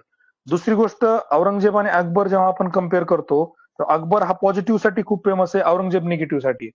आणि शक्यतो पॉझिटिव्ह ओरिएंटेड प्रश्न खूप जास्त असतात, अनलेस अँड अनटिल त्याच्यामध्ये खूप जास्त काही हिस्टॉरिकल इम्पॉर्टन्स असेल तरच. ते न्यूज मध्ये पण त्याच गोष्टी असतात. करंट अफेअर्स मध्ये निगेटिव्ह न्यूज जास्त विचारत नाहीत. किती प्रश्न मला दाखवा की ज्यांनी गुंडाबद्दल विचारलंय किंवा रेप केस बद्दल खूप जास्त विचारलंय, शक्यतो असे प्रश्न विचारत नाहीत. पॉझिटिव्ह ओरिएंटेड ज्यांचं चांगलं कार्य त्या व्यक्तीबद्दल जास्त विचारलं जातं, त्यामुळे पण अकबराकडे जायला काही हरकत नाही. पुढचा प्रश्न बघा. आता Bhils in Khandesh protested against British rule because, किंवा खानदेशातील भिल्लांनी ब्रिटिश राजवटीस विरोध केला होता कारण उत्तर भारतातील उठावाच्या घटनांपासून सातपुडा विभागातील भिल्लांना प्रेरणा मिळाली. 1857च्या उठावाचा फायदा घेऊन भागोजी नाईक आणि काजीसिंग नाईक उठावात सामील झाले. काजीसिंग आणि त्यांच्या सहकार्याने सरकारी खजिना व पोस्ट जाळले. आता हे 4 दिलेत आणि आता समजा आपल्याला डाऊट येते की हे उत्तर आहे का नाही, आपल्याला काही कळत नाही. अशा ठिकाणी ब्रॉडर इन्क्लुझिव्ह काय सांगतो, वरील पैकी सर्व, ऑल करेक्ट मानायचं आणि पुढे जायचं. हा झाला एक अप्रोच की ज्यानं आपलं उत्तर बरोबर येऊ शकतं जेव्हा आपल्याला काहीच कळत नाही तेव्हा. आता दुसरी गोष्ट, जर अजून थोडी ओव्हर थिंकिंग किंवा थोडा अजून विचार करायचा विचार केला तर बघा, कारण त्यांनी विचारले की खानदेशातील भिल्लांनी ब्रिटिश राजवटीस विरोध का केला, ब्रिटिशांना विरोध त्यांनी का केला याचे कारण विचारलेत. काय, उत्तर भारतातील उठावाच्या घटनांपासून सातपुडा विभागातील भिल्लांना प्रेरणा मिळाली म्हणून त्यांनी विरोध केला, असू शकतं. त्यांना लगेच कळालं की अरे हे पण करू शकतं, आपण हे करू शकतो. 1857च्या उठावाचा फायदा घेऊन भागोजी नाईक यांनी उठावात सामील झाले. मग यांचे काही लोक उठावात सामील झाले ब्रिटिशांच्या विरोधात, आपोआपच बाकीच्या लोकांनी पण ब्रिटिशांना काय केला असणार आहे, विरोध केला असणार. काजीसिंग आणि त्यांच्या सहकार्याने सरकारी खजिना व पोस्ट जाळले. आता हे सगळ्या गोष्टी जे अँटी ब्रिटिश आहेत, खरं तर हा याचं कारण नाही, हा याचा इम्पॅक्ट असणार आहे. पण एमपीएससी कधी कधी खूप ग्रॅमॅटिकली किंवा पेपर सेटर एवढा विचार करत नाही. त्या ठिकाणी whenever you are in doubt go with a broader inclusive approach. कळलं? म्हणजे हिस्ट्रीमध्ये तरी खूप जास्त काय म्हणतील त्याला, त्यामुळे मी जे म्हणलं ना, ट्रेंड बघणं का गरजेचं आहे. कधी कधी हिस्ट्रीला जे काही लॉजिक लागतं त्याच पेपरमध्ये जिओग्राफीला लागत नाही. त्याचं कारण हिस्ट्रीचे प्रश्न सेट करणारा व्यक्ती हा वेगळा आहे, जिओग्राफीचे प्रश्न सेट करणारा हा व्यक्ती वेगळा आहे. पुढे चला. खालीलपैकी कोणत्या वृत्तपत्रातून अॅनी बेझंट यांनी होम रूल चळवळीबद्दलचे विचार मांडले. आता खाली बघा, ऑप्शन बघा, 1, 2, 3, 4 पर्याय दिले. मॅक्स कुठे बघा, हिस्ट्रीमध्ये तुम्हाला हे खूप बघायला मिळेल. 4 दिले तर 3च पर्याय आहेत, 5 दिले तर 4च पर्याय आहेत, असं तुम्हाला. कारण हा पूर्णचे पूर्ण क्वेश्चन्स मे बी एकाच व्यक्तीने तयार केलेले असू शकतात. आता इथे आपल्याला दिले 4, आपल्या खाली मॅक्स निवडतात 3. 4 पैकी कमीत कमी एक चूक आहे, हे तर आपल्याला 100% कळलं पाहिजे. जसं सांगितलं, बळी कोणाचा द्यायचा, टेलिग्राफचा बळी देऊन टाका. डी उडवला तरी उरले ऑप्शन ए बी सी किंवा ए बी. आता एबीसी मध्ये एबीसी कडे जायचं का एबी कडे जायचं, ब्रॉडर इन्क्लुझिव्ह ऑप्शन सांगेल तुम्हाला की एबीसी कडे जा, तुमचं उत्तर या ठिकाणी चुकतं. या ठिकाणी तुम्हाला स्पेसिफिकली जर माहिती असेल न्यू इंडियन कॉमनवेल्थ तरच तुमचं उत्तर बरोबर येतं. बेसिक थोडीशी अंडरस्टँडिंग आहे, एवढा काही अवघड प्रश्न नाहीये. असे प्रश्न अभ्यासावर सोडवणं अपेक्षित आहे. नसेलच तुम्ही इथेही जाऊ शकता, बऱ्यापैकी वेळेला उत्तर बरोबर येईल, पण चूक पण होऊ शकतं. 100% गॅरंटी इथे याची येता येत नाही. अजून थोडस लोकांनी जर विचार केला किंवा थोडस याच्यामध्ये विचार केला तर होम रूल मुवमेंट किंवा अॅनी बेझंट यांच्याबद्दल आपण जर विचार केला तर बॉम्बे गॅझेट हे खूप सुरुवातीच्या काळात आलेलं वृत्तपत्र आहे आणि अॅनी बेझंट यांचा काळ खूप स्वातंत्र्य लढा जेव्हा ऍक्टिव्ह चालू झाला त्यावेळेस आहे. त्यामुळे हे आपल्याला तसं इलिमिनेट करता येऊ शकतं. उरतात 2 न्यू इंडियन कॉमनवेल्थ. राईट. तसा प्रश्न हा खूप सोपा होता, कारण यांना अजून अवघड करता आला असता. त्यांनी जर मोहम्मद अलीचे काही पुस्तक टाकले असते किंवा अजून दुसरे त्यांच्या अॅनी बेझंटच्या कंटेम्पररीचे पुस्तकं टाकले असते तर प्रश्न अवघड झाला असता. पण इथे प्रश्न अवघड झालेला नाहीये, अभ्यासावर सुटणारा सोपा प्रश्न आहे. अशा प्रकारे हिस्ट्रीचे आपण प्रश्न सोडवले. हिस्ट्रीमध्ये जो ट्रेंड आपल्याला बघायला मिळाला की जेव्हा जेव्हा 4 दिलेत किंवा 5 दिलेत आणि 1 किंवा 2 रॉंग आहेत, शेवटचे शक्यतो रॉंग आहेत, हे आपण बघितलेलं आहे. आणि जिथं जिथं शक्य आहे तिथं पहिले 2 किंवा पहिले 3 जे तर ऑलमोस्ट बरोबरच आहेत, त्याच्यामध्ये जास्त काही डोकं लावलेलं नाही. हा हिस्ट्रीचा ट्रेंड झाला. आता इथेच संपू द्या. आता हिस्ट्रीचा ट्रेंड कंटिन्यू पुढे करू नका. आता आपण याच्याकडे येऊया, एन्व्हायरमेंट कडे येऊया किंवा जिओग्राफी किंवा सायन्स जे आहे एन्व्हायरमेंट. बघा, there is a loss of biodiversity due to dumping of toxic waste into soil, deforestation responsible of frequent floods in river. आता याला म्हणतो आपण general open ended general statements. Open ended general statements versus fact based statement. ही काय भानगड आहे आता ही समजून घ्या. Open ended general statement versus fact based statement. आता हे काय, there is a loss of biodiversity dumping of toxic waste into soil. Generally म्हणलं की कचरा टाकला की ते नुकसान होणार, हे झालं जनरल स्टेटमेंट. डिफॉरेस्टेशन, नद्यामध्ये वारंवार पूर येण्यामागे वृक्षतोड कारणीभूत आहे. ठीक आहे, जनरल स्टेटमेंट हे बरोबर आहे. आता बघा, फ्रान्सिस्को मेंडिस यांना ऊर्जा क्षेत्रातील कार्यामुळे अमेझॉन गांधी म्हणून संबोधण्यात आले. हे झालं fact based statement. Fact based statement याला म्हणतात, बरोबर आहे. आता अशा ठिकाणी काय होतं, फॅक्ट बेस्ड स्टेटमेंट चूक असण्याचे चान्सेस खूप जास्त असतात. जनरल स्टेटमेंट शक्यतो चूक नसतात. ओपन एंडेड जनरल स्टेटमेंट शक्यतो चूक नसतात. आता इथे काय करू शकतात ते, फ्रान्सिस्को मेंडीच्या ऐवजी दुसरं एखाद्याचं नाव टाकलं, अमेझॉन गांधी ऐवजी अमेझॉन मेंडेल असं म्हणू शकतात. आणि त्यांचं एनर्जी फील्ड मधलं काम सोडून न्यूक्लिअर फील्ड मधलं येऊ शकतं किंवा एन्व्हायरमेंट फील्ड मधलं येऊ शकतं. म्हणजे इथं फॅक्ट 3 फॅक्ट आहेत, बरोबर. एक जरी फॅक्ट चेंज केली तर ते ऑप्शन फ्रेम करणं सोपं जातं. त्यामुळे एक्झामिनर शक्यतो जेव्हा चुकीचं स्टेटमेंट करायचं असतं ना, फॅक्ट उचलतो, चुकीची टाकतो किंवा फॅक्ट मध्ये थोडा चेंज करतो, चुकवतो. जनरल स्टेटमेंट विचार करून, त्याला सगळ्या अनुषंगानं सगळ्या बाजूनं विचार करून त्याला ते स्टेटमेंट चुकीचं बनवावं लागतं. एवढा वेळ एक्झामिनरकडे नाहीये, त्यांना तेवढे पैसे भेटत नसतील क्वेश्चन सेट करायला, म्हणून कदाचित ते काय करतात की सोपा मार्ग निवडतात. फॅक्ट अल्टर केली की उत्तर स्टेटमेंट चूक होतं आणि त्यांना ज्या पद्धतीने मुलांना ट्रॅप करायचं ट्रॅप करता येतं. त्यामुळे जेव्हा जेव्हा फॅक्ट बेस्ड स्टेटमेंट असतं शक्यतो ते चूक असतं. इथे 2 जनरल स्टेटमेंट आहेत, ते बरोबर असू शकतात. तिसरं फॅक्च्युअल आहे, चूक असण्याची शक्यता किंवा चान्सेस आहेत. पण आपण काय बघितलं होतं, whenever you are in doubt go with ABC are correct. याच्याकडे जा, याला म्हणतो आपण ब्रॉडर इन्क्लुझिव्ह. जर आपण या पद्धतीने याच्याकडे गेलो तर आपलं उत्तर चुकतं. म्हणून मी इथं लिहिलंय ब्रॉडर अँड इन्क्लुझिव्ह अप्रोचचं लिमिटेशन. प्रत्येक वेळेला बरोबर येईल का, अजिबात नाही, पण मॅक्झिमम वेळेला बरोबर येतं. आणि आपल्याला हे लिमिटेशन पण माहिती असलं पाहिजे. एखाद्याला विनाकारण असं वाटायला नको की अप्रोचची बॅच केली म्हणजे आता मला 150 पडणार, 130 पडणार, असं नाहीये. तुम्हाला एक अभ्यास, तो बेस तुमचा असावाच लागणार आहे. पुढे बघा, नायट्रोजन, हा सुटत नाही. पुढे बघा, in relation to ozone which of the statements are correct. आता बघा, ozone is called protection shield of the earth. In 1985, it was clear that ozone layer has holes. 16 September is celebrated World Ozone Day. In 1989, chemicals responsible for ozone depletion are banned to utilize. आता शेवट A, B, C, B, C, D, A, C, D, all of the above. Whenever you are in doubt, go with all. मागच्या वेळेस चुकला असतं, या ठिकाणी बरोबर आलं. ब्रॉडर इन्क्लुझिव्ह बरोबर आलं. अशा पद्धतीने पण तुम्ही विचार करू शकता. एक मिनिट, इथे तुम्हाला एक गोष्ट लक्षात आली का, जर समजा तुम्हाला जर 4 वाला पण ऑप्शन आहे, 3, 3, 3 वाला आहे आणि 4 स्टेटमेंट दिलेले आहेत, एकच गोष्ट आहे की मॅक्स काय होऊ शकतं, फक्त एक चूक असू शकतं. त्यामुळे ऑप्शन काय येऊ शकतो, ABC येण्याचे चान्सेस खूप जास्त आहेत. पण आपण डाऊट आहे मध्ये आपण काय केलं, याच्याकडे गेलो आपण, राईट. त्यामुळे हा एक डिफरन्स थोडासा लक्षात घ्या. पुढे बघा, आता some species if eliminated seriously affect the ecosystem. These are called blue stone, red stone, yellow stone, key stone. आता बघा, इथे त्यांनी काय केलं माहितीये का, थोडासा स्मार्टली ऑप्शन्स फ्रेम केले. ऍक्च्युअल मध्ये ओरिजिनल शब्द जो आहे एन्व्हायरमेंट मधला किंवा इकोसिस्टम मधला तो आहे की स्टोन स्पीसीज. यांनी काय केलं, स्टोन इथला उचलला, इथं रेड टाकलं, ब्लू टाकलं, येलो टाकलं. हे ऑप्शन काय केले त्यांनी, तयार केले. आणि इथं अशा प्रकारे आपल्याला काय कळलं, ऑड मॅन आउट म्हणजे हे कलर बद्दल. 3 पहिले जे ऑप्शन आहेत ते कलर बद्दल बोलतायत, एकच जो आहे तो कलर बद्दल बोलत नाहीये. मग या ठिकाणी ऑड मॅन आउट काय झालं, आपलं उत्तर झालं. बऱ्याच वेळेला तुम्हाला ऑड मॅन आउट हा सायन्स अँड टेक मध्ये वापरता येईल. सायन्स अँड टेक मध्ये अजून दुसरा चालणारा LCMA अप्रोच येईलच पुढे सायन्सच्या प्रश्नांमध्ये. ही गोष्ट लक्षात घ्या.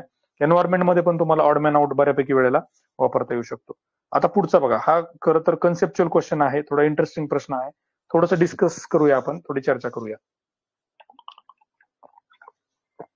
इथे मात्र मला असं वाटतं कुणाला पण 50-50 पर्यंत यायला काही हरकत नव्हती. हा जो पार्ट आहे ना, हा डार्क पार्ट ही रेफरन्स पार्ट आहे. हा रेफरन्स पार्ट अर्थच्या रेफरन्सना with respect to this part असं असतं ते. जेव्हा डायग्राम मध्ये अशा गोष्टी असतात with respect to this part.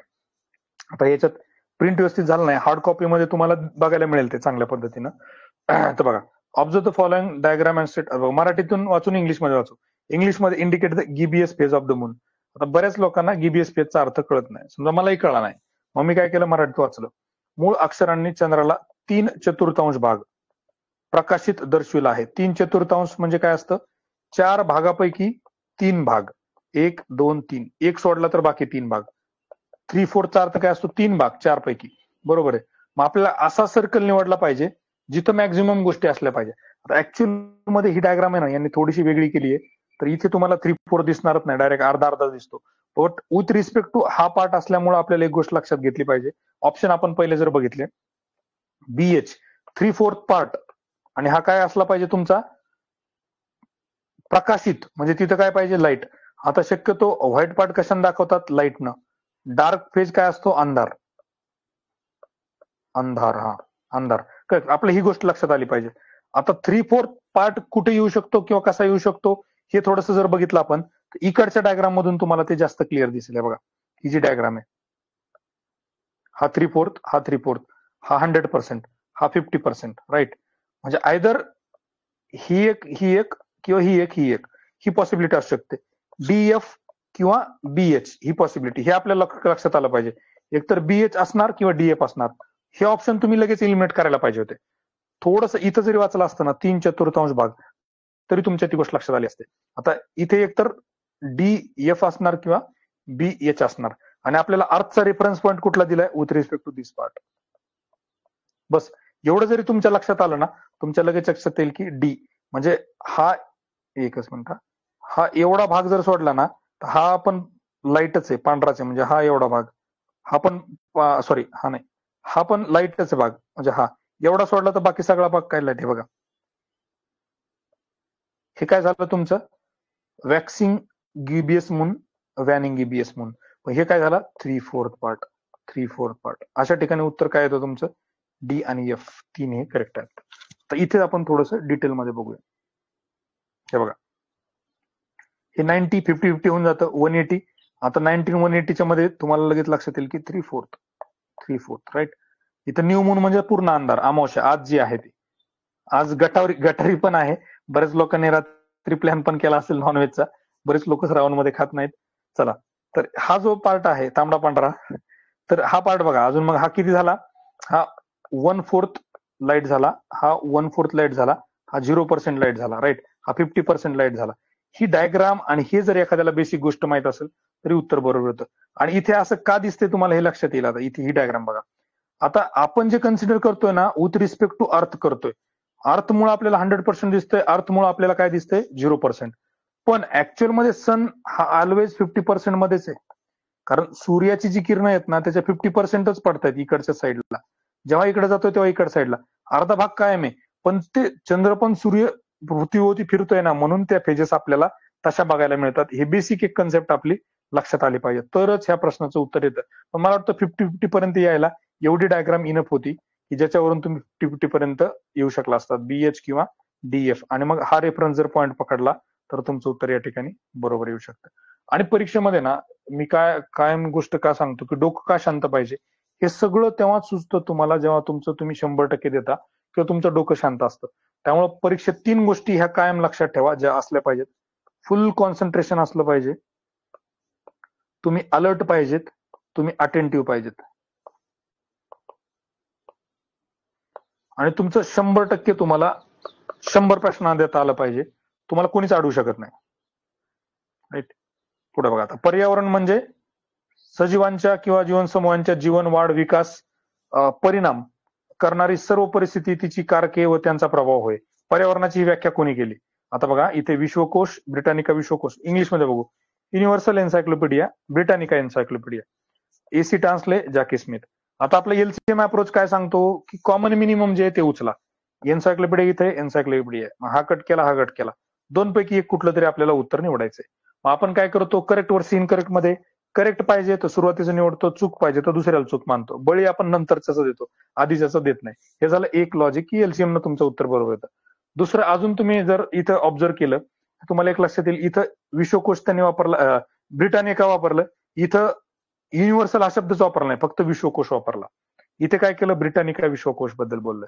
Right, ही पण एक तुम्हाला हिंट मिळू शकते अशा ठिकाणी, जिथं मला वाटतं अजून एकदा 20 का 21च्या पेपरमध्ये पण एक ठिकाणी असं हिंट त्या ठिकाणी मिळालेली होती. राईट, एलसीएम म्हणजे कॉमन मिनिमम आपण शोधतो आणि दोन मध्ये कुठलं तरी निवडतो. हे बघा, हे जर मराठीतून तुम्ही वाचलं तरच तुम्हाला परीक्षेत लक्षात येतं. आणि जिथं जिथं डाऊट आहे ना, मला असं वाटतं राज्यसेवेमध्ये 2 तासात तेवढा वेळ मिळतो की आपण जिथं जिथं डाऊट आहे त्या गोष्टी आपण बघू शकतो आणि ते बघायला पण पाहिजे. पुढे बघा आता, पश्चिम, हा खूप इंटरेस्टिंग प्रश्न आहे आणि हा प्रश्न मला असं वाटतं तुम्हाला सांगून देईल किंवा तुम्हाला कळेल की चायनीज बॅच आणि पॅरेंट बॅच मधला काय फरक आहे. बघा, पश्चिम राजस्थानचे इंग्लिशमध्ये वाचूया. In western part of Rajasthan minerals like limestone, gypsum and mineral salt reserves are distributed. Right? Which of the following are reasons for responsible for this occurrence? त्यांचं म्हणणं आहे की असे खनिज साडे सापडतात कशामुळं. आता खाली बघा, western part of Rajasthan was submerged under sea water during permocarboniferous period. नंतर western part of Rajasthan receives low rainfall. Western part of Rajasthan receives has hot and dry climate. In the western part of Rajasthan, area under vegetation is very low. आणि तुम्हाला सांगता, हे सगळ्या गोष्टी फेकाफेकी नाही, हे परीक्षेमध्ये याच्यावर विचार झालेला आहे. परीक्षेमध्ये मला हे जाणवलं होतं, त्याच्यानंतरच मी गोष्ट सांगतोय. रिव्हर्स इंजिनिअरिंग नाहीये की बाहेर येऊन आपण काहीतरी गोष्टी सांगतो. त्यामुळे मी ते लिमिटेशन्स पण सांगतो की ते उत्तर पण चुकू शकतात. तर इथे दोन गोष्टी बघायला मिळाल्या. एक गोष्ट तर काय होती की इथे 4 गोष्टी दिल्या आहेत, बरोबर आहे, 1, 2, 3, 4. आता मी तुम्हाला काय म्हटलं होतं की हिस्ट्रीचा अप्रोच तिथं ठेवून द्या. का? कारण तो ट्रेंड नाहीये जिओग्राफीचा, तो फक्त हिस्ट्रीचा ट्रेंड आहे. जे हिस्ट्रीमध्ये लागू पडतं ते हिस्ट्रीमध्येच, जे जिओग्राफीमध्ये ते जिओग्राफीमध्येच. आता बघा, इथं 4 तुम्हाला कंपोनंट दिलेत, खाली पर्यायामध्ये मॅक्स किती आहेत, 3. म्हणजे कुठला तरी एक हा चुकीचा असला पाहिजे, बरोबर आहे, एक कुठला तरी चुकीचा असला पाहिजे. आता चुकीचा कुठला निवडायचं, तर मला हे तिन्ही सारखेच वाटले. का? Low rainfall, hot and dry climate आणि व्हेजिटेशन इज लो. तर मी जनरली असा विचार केला की हा जो पार्ट आहे तो एंडोजेनिक फोर्स बद्दल बोलतोय, एंडोजेनिक, आणि हे जे 3 आहेत तर ते एक्झो बद्दल बोलतायत. म्हणजे जमिनीच्या वरचे, पाऊस कुठे पडतो? जमिनीवर. हॉट अँड ड्राय क्लायमेट जमिनीवर किंवा वरचं, त्या व्हेजिटेशन कुठे? जमिनीवर. पण हे submerge under sea water during permocarboniferous, हे जमिनीच्या आतल्या गोष्टींबद्दल बोलतायत. आणि मिनरल्स आणि ह्या सगळ्या गोष्टी आपल्या कुठे मिळतात? जमिनीच्या आतमध्ये मिळतात.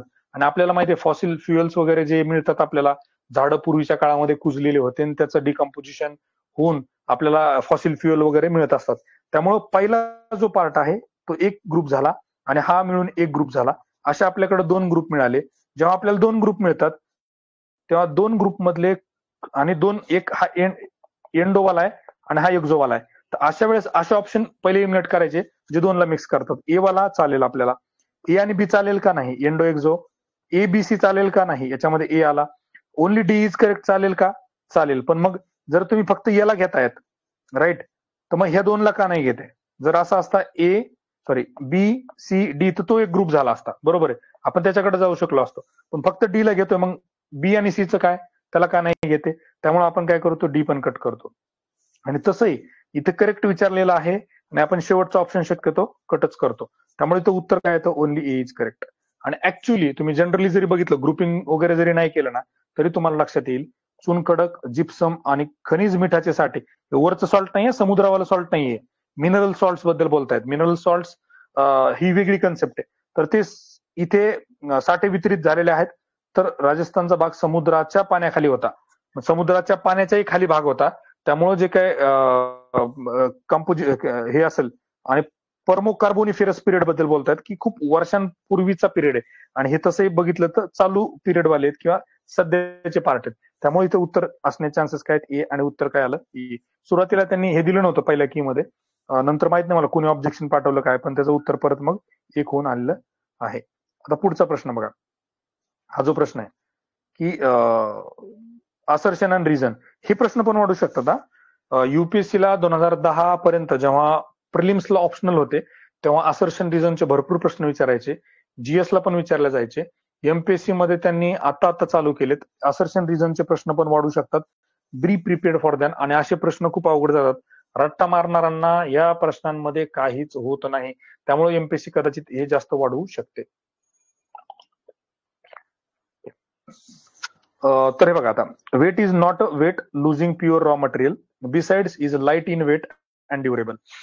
मराठीत वाचू काय बरोबर. कापूस हा वजन न घटणारा शुद्ध कच्चा माल आहे, शिवाय हलका व टिकाऊ आहे. बरोबर आहे. सुती कापड उद्योगाचे स्थिरीकरण कापूस उद्योग प्रदेश किंवा बाजारपेठ या ठिकाणी होते. आता बघा इथे काय गंमत आहे हे फार काळजीपूर्वक बघायला पाहिजे, तरच हा प्रश्न बरोबर येतो, अदरवाईज नाही. आता बघा असर्शन आणि रिझन मध्ये काय असतं, एक त्यांनी असर्शन दिलेलं असतं, एक विधान दिलेलं असतं आणि त्याचं प्रतिपादन दिलेलं असतं, म्हणजे रिझन ते कशामुळे आहे. ह्या दोन जेव्हा कॉम्प्लिमेंट करतात ना एकमेकांना, तेव्हाच हे दोन्ही स्टेटमेंट बरोबर असतात आणि उत्तर एक येतं. आणि शक्यतो एक असा ऑब्झर्वेशन आहे, जेव्हा जेव्हा तुम्ही डाऊट मध्ये असाल तुम्ही सरळ एक कडे जायला पाहिजे, जेव्हा काहीच कळत नाही कोणाला काय. आता इथे एक बरोबर कधी आला असतं तुम्हाला मी सांगतो, कधी आला असतं. आयदर हे जे ऑर आहे ना, कुठे गेलं, किंवा पुढचा भाग जर कट झाला असता ना, हा सॉरी पुढचा नाही, हा पार्ट जर कापूस उद्योजक प्रदेश हा जर भाग त्यांनी कट केला असताना, हा एवढा त्यांनी म्हटलं असं स्थिरीकरण बाजारपेठ या ठिकाणी होते, तर हे उत्तर बरोबर आलं असतं. त्यांनी किंवा टाकलं आणि उत्पादक प्रदेश पण दिलं. याचा अर्थ काय की बाबा कापूस आहे ना, दूर नेला तरी वजन घटणार नाही, हलका आहे, त्यामुळे खूप जड पण नाही, तो आपल्याला दूरही नेता येऊ शकतो. मार्केट जवळ न्या, कपडे बनवा, कपडे मार्केटमध्ये विका. हे काय झालं, कॉम्प्लिमेंटरी स्टेटमेंट. यांचं काय म्हणणं आहे की कापूस जरी हलका आहे, कापूसात जरी वजन घटत नसलं तरी बऱ्याच वेळेला कापूस जिथं पिकतो त्या ठिकाणी कापड उद्योग पण तयार होतात. म्हणजे महाराष्ट्राचं उदाहरण घ्या, गुजरातचं उदाहरण घ्या, त्या ठिकाणी.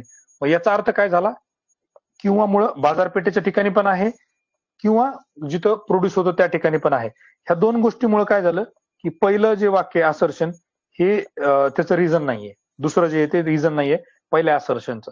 त्यामुळे इथं काय होतं की both A and statements are correct, परंतु आर हे ए चे स्पष्टीकरण नाही. त्यामुळे उत्तर इथं काय येतं, 2. अदरवाईज एक उत्तर आलं असतं, ही गोष्ट लक्षात घ्या. याच्या विरुद्ध आपण आता दुसरं घेऊया की ऊस जो आहे, तर ऊस हा जड आहे आणि ऊसाला जर वेळ लागला तर ऊसाचं वजन कमी होतं. त्यामुळे ऊसाच्या फॅक्टरी कुठे आहेत, ऊसाच्या फॅक्टरी जिथं ऊस उत्पादित होतो त्याच ठिकाणी आहेत. ही जर कन्सेप्ट तुम्हाला कळली तर ह्या प्रश्नाला जास्त डोकं लावायची गरज पडणार नाही. ऊसाचं एक्झाम्पल घ्या, ऊस. कारण ऊस हा असा कच्चा माल आहे, वेळ गेला की उतारा कमी निघतो, वजन कमी भरतं. त्यामुळे शक्यतो लोक काय करतात, जिथं जवळ आहे कारखाना, जवळच्या कारखान्याला घेऊन जातात आणि आमचा मोजमाप किंवा ऊस लवकर मोजून घ्या का म्हणतात, पण नंतर त्याचं वजन घटवतं. एकदा मोजून घ्या, नंतर तुम्हाला काय करायचं ते करा. आता बऱ्याच वेळेला कारखान्याच्या बाहेर गाड्या लागलेल्या आहेत, लवकर वजन होत नाही, 4-5 दिवस झाले तर हळूहळू थोडी घट त्याच्यामध्ये व्हायला लागते, राईट. त्याच्यामुळे मग तिथं काय म्हणतो आपण की ज्या ठिकाणी ऊस उत्पादित होतो त्याच ठिकाणी तो काय होतो, तयार होतो, साखर, शुगर. त्यामुळे त्या ठिकाणी उत्तर काय आलं असतं, assertion and reason is correct, त्यामुळे उत्तर आलं असतं 1 ऊसाच्या बाबतीमध्ये. पण कापसाच्या बाबतीमध्ये तसं नाहीये, कारण इथं ऑर म्हटलंय आणि उत्पादक प्रदेश आणि बाजारपेठ म्हणलंय. ही गोष्ट व्यवस्थित समजून घ्या. आता ही ज्यांचं जिओग्राफी ऑप्शनल आहे त्यांच्यासाठी कदाचित हा फुल टॉस असेल, त्यांना ही गोष्ट लवकर कळली असेल. पण ज्यांचा जिओग्राफी ऑप्शनल नव्हता त्यांना हे पचनी पडलेलं नाहीये किंवा लवकर समजलेलं नाहीये. आता पुढचा बघा जो काय आहे, in the physical map of India Maharashtra plateau is shown by which of the following colours. Maharashtra कुठल्या कलर दाखवतात, डार्क ग्रीन, ग्रीन, येलो आणि ब्राऊन. आता मी एक अप्रोच काय सांगितलं तुम्हाला, एलसीएम. इथं ग्रीन दिसतं, इथं ग्रीन दिसतं, दोन पैकी एक मारा कुठलं तरी, त्यातलं आपण पहिलं जातो ग्रीन कडे. उत्तर आपलं काय होतं या ठिकाणी चुकतं. हे परत काय झालं, एलसीएमचं लिमिटेशन. मी लिमिटेशन तुम्हाला का सांगतोय, तुम्हाला ही गोष्ट कायम कळली पाहिजे की प्रत्येक वेळेला ठोकताळ्याने उत्तर बरोबर येणार नाहीयेत, तुम्हाला त्याचे लिमिटेशन्स माहिती पाहिजेत, राईट. पुढचा प्रश्न आपण बघूया, खालीपैकी कोणत्या दिवशी दक्षिण गोलार्ध. आता हा जो प्रश्न चुकला ना मॅक्झिमम लोकांचा, मी सांगतो की फक्त वाचण्यातली चूक, वाचण्यातली चूक, त्यामुळे हा प्रश्न चुकला. अदरवाईज एकदम बेसिक सिंपल कन्सेप्च्युअल प्रश्न होता. इथं त्यांनी फक्त एक स्मार्ट गोष्ट केली, सदर्न हेमिस्फिअर टाकला. आपण म्हणजे इंडिया आहेत नॉर्दर्न हेमिस्फिअर मध्ये, आणि आपल्याकडे जो समर सॉलिस्टिस असतो ना तो असतो आपला 21 जूनला, राईट. मग काही काही लोकांना नुसतं एवढं वाचलं, following does summer solstice southern hemisphere, summer बघितलं 21 जून, खॅट, येस उत्तर बरोबर आलं. आन्सर की आली, आन्सर की मध्ये 22 दिलं, लगेच एमपीएससीने उत्तर चुकीचं दिलंय. मग चला डिस्कशन व्हिडिओ बघा. मग त्या डिस्कशन मध्ये काही काही मास्तरांना कळलं नाही, त्यांनी 21 जून दिलं. मग जेव्हा नंतर एमपीएससीने सेकंड केलं, उत्तर बदललं नाही, तेव्हा कळलं अरे इथे सदर्न हेमिस्फिअर विचारलं होतं, आपलं नदर्न हेमिस्फिअर मध्ये 21 जून आहे. त्यामुळे ही डायग्राम एकदा व्यवस्थित बघून घ्या. समर सॉलिस्टिस नदर्न हेमिस्फिअर मध्ये 21 जूनला असतो, सदर्न हेमिस्फिअर मध्ये समर सॉलिस्टिस 21 डिसेंबरला असतो किंवा 22 डिसेंबरला असतो. त्यामुळे उत्तर काय येतं इथं, 22 डिसेंबर. ही गोष्ट काळजी, सॉरी एक मिनिट, हा सदर्न हेमिस्फिअर जो आहे त्याच्यामध्ये हा 21 जूनला आहे. सदर्न हेमिस्फिअर मध्ये समर सॉलिस्टिस डिसेंबर मध्ये आहे, 22 डिसेंबरला. आणि तुमच्या याच्यामध्ये नॉर्दर्न हेमिस्फिअर मध्ये आहे 21 जूनला. नॉर्दर्न हेमिस्फिअर 21 जूनला, राईट. ही गोष्ट लक्षात घ्या. पुढे बघा आता, आणि इथे पण त्यांनी दिलेलं बघा, ह्या गोष्टी पण एकदा बघून घ्या की सॉलिस्टिस होतं, विंटर सॉलिस्टिस. आता हे बोलतायत नॉर्दर्न हेमिस्फिअर बद्दल, त्याच्यामुळे नॉर्दर्न हेमिस्फिअरला जो काही विंटर सॉलिस्टिस आहे तो येतो डिसेंबर मध्ये. नॉर्दर्न हेमिस्फिअर मध्ये समर सॉलिस्टिस येतो 21 जूनला. आणि मग इथे असतो स्प्रिंग, वसंत. 21 मार्च ही एक डेट लक्षात ठेवा, 23 सप्टेंबर ही एक लक्षात ठेवा. इकडे समर, सॉरी, इथे आहे तुमचा स्प्रिंग इक्विनॉक्स, इथं आहे ऑटोमनल इक्विनॉक्स. स्प्रिंग आहे 21 मार्चला, ऑटोमनल इक्विनॉक्स आहे 23 सप्टेंबरला, राईट. आणि जेव्हा आपण ऑटोमनल कडे, समर कडे जातो आणि मग इथून परत आपण स्प्रिंग कडे येतो, इथून नाही, सॉरी, हे इकडं एरो आहे, हा. समर सॉलिस्टिस कडून आपण ऑटोम कडे जातो, पतझड सावन. ऑटोम कडून आपण विंटर कडे जातो, विंटर कडून आपण स्प्रिंग इक्विनॉक्स कडे जातो, आणि स्प्रिंग कडून आपण परत समर इक्विनॉक्स कडे जातो. ह्या डायग्राम व्यवस्थित बघून घ्या, ह्या कन्सेप्ट बघून घ्या, आणि सगळ्यात महत्वाचं काळजीपूर्वक वाचा. जर तुम्ही वाचण्यामध्ये घाई केली तर तुमचा करेक्ट कार्यक्रम त्या ठिकाणी होऊ शकतो, राईट. पुढे बघू आता. Winter rainfall received by the Mediterranean in the Mediterranean region, काय म्हणते त्यांना, Mediterranean region is the result of. आता रिझल्ट विचारला त्यांनी कशाचा आहे. आता बऱ्याच लोकांनी काय केलं माहितीये का, घाईघाईमध्ये एक केल्यानंतर वाद घालत बसले की सर एक पण उत्तर आहे. आता या ठिकाणी ही गोष्ट एक व्यवस्थित समजून घ्या, मी जी सांगतोय ती. इथे असतं बघा specific versus general. Specific versus general म्हणजे मला नेमकं काय म्हणायचं, ही गोष्ट तुम्ही व्यवस्थित समजून घ्या. बघा, शिफ्टिंग ऑफ प्रेशर बेल्ट ही झाली जनरल गोष्ट.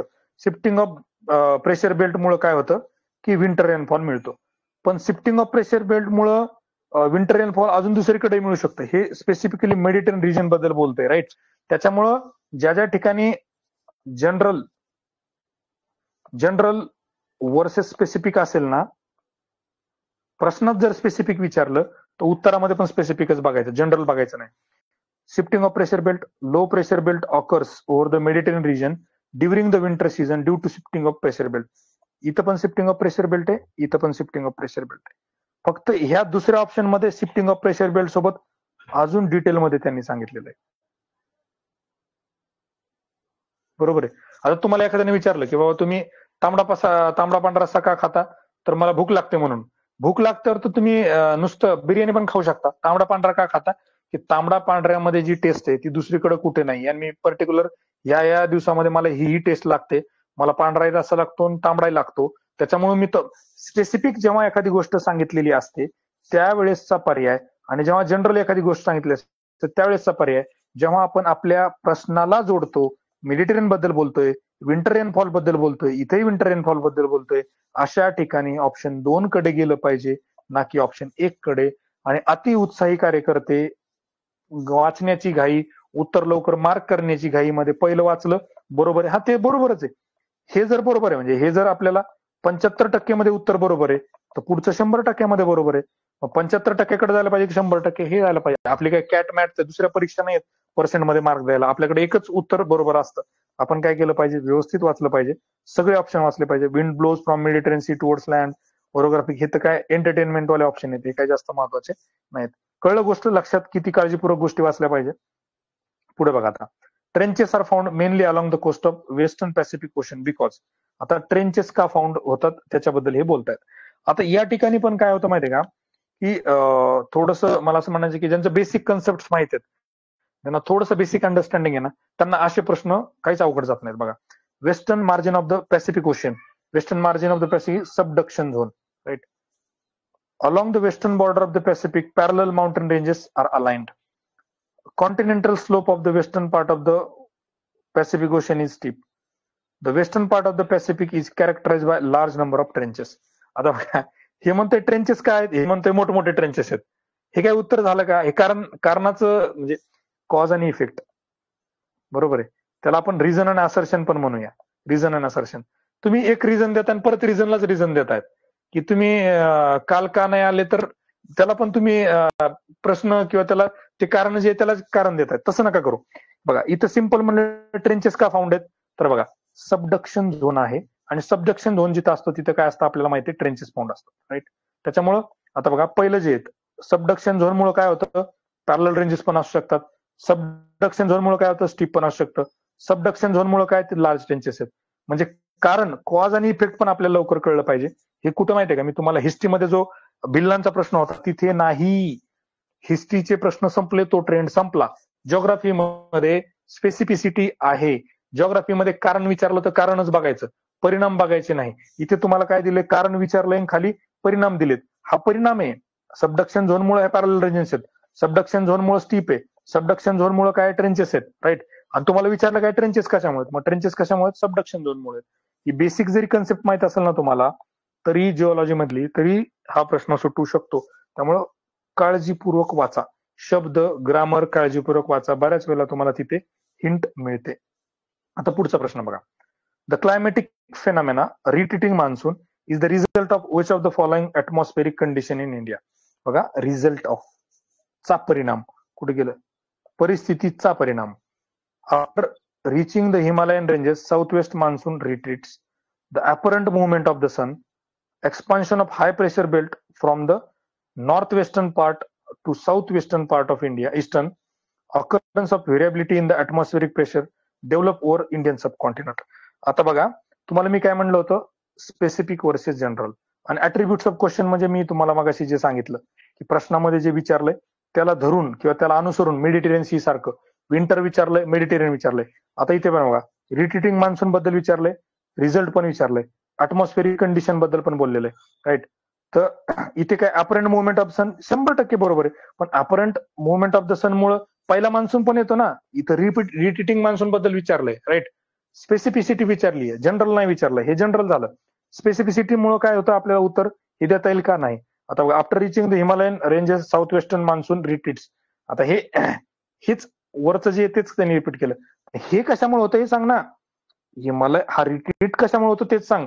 इथे काय सांगितलं, रिट्रीट होतो. अरे बाबा रिट्रीट कशामुळे होतो ते सांग.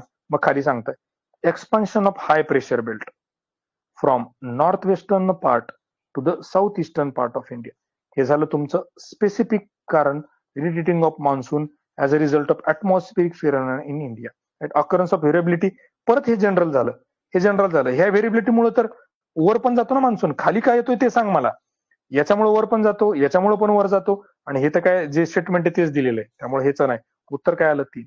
जिओग्राफीमध्ये जरी तुमचा चांगला अभ्यास नसला, प्रश्न व्यवस्थित वाचला, ग्रामरचा अभ्यास थोडासा असला, काय कशाचं कारण आहे, काय कशाचा परिणाम आहे, किती स्पेसिफिक विचारलंय, किती स्पेसिफिक ऑप्शन दिलेत, जनरल ऑप्शन दिलेले बरोबर आहेत का स्पेसिफिक आहेत, एवढं जरी आपण अभ्यास केला तरी तुम्हाला बऱ्यापैकी उत्तरं बरोबर येऊ शकतात. सध्या जे एमपीएससी करणाऱ्यांचे 7 आणि 8 येतात आउट ऑफ 15 जिओग्राफीमध्ये, तर ते तुम्हाला कुठेतरी 10 ते 12 पर्यंत नुसते एवढ्या गोष्टीवर घेऊन जाता येतात.